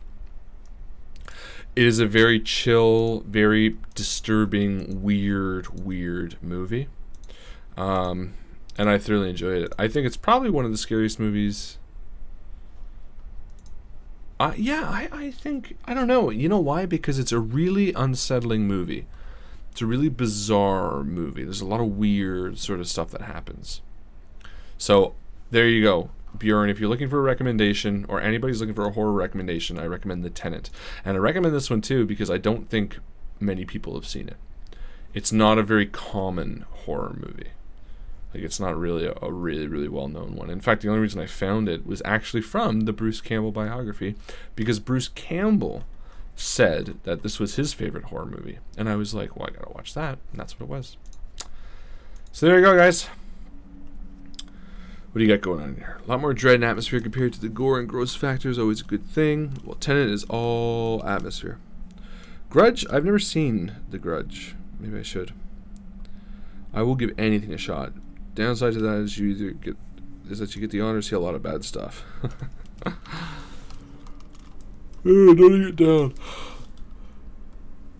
The Grudge is solid. Classic Grudge, not American, is fantastic. Well, if I watch it, then I'll watch the original one. Alright, guys and gals, thank you so much for hanging out.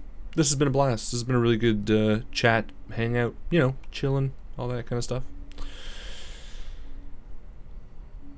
You guys have yourself a fantastic weekend.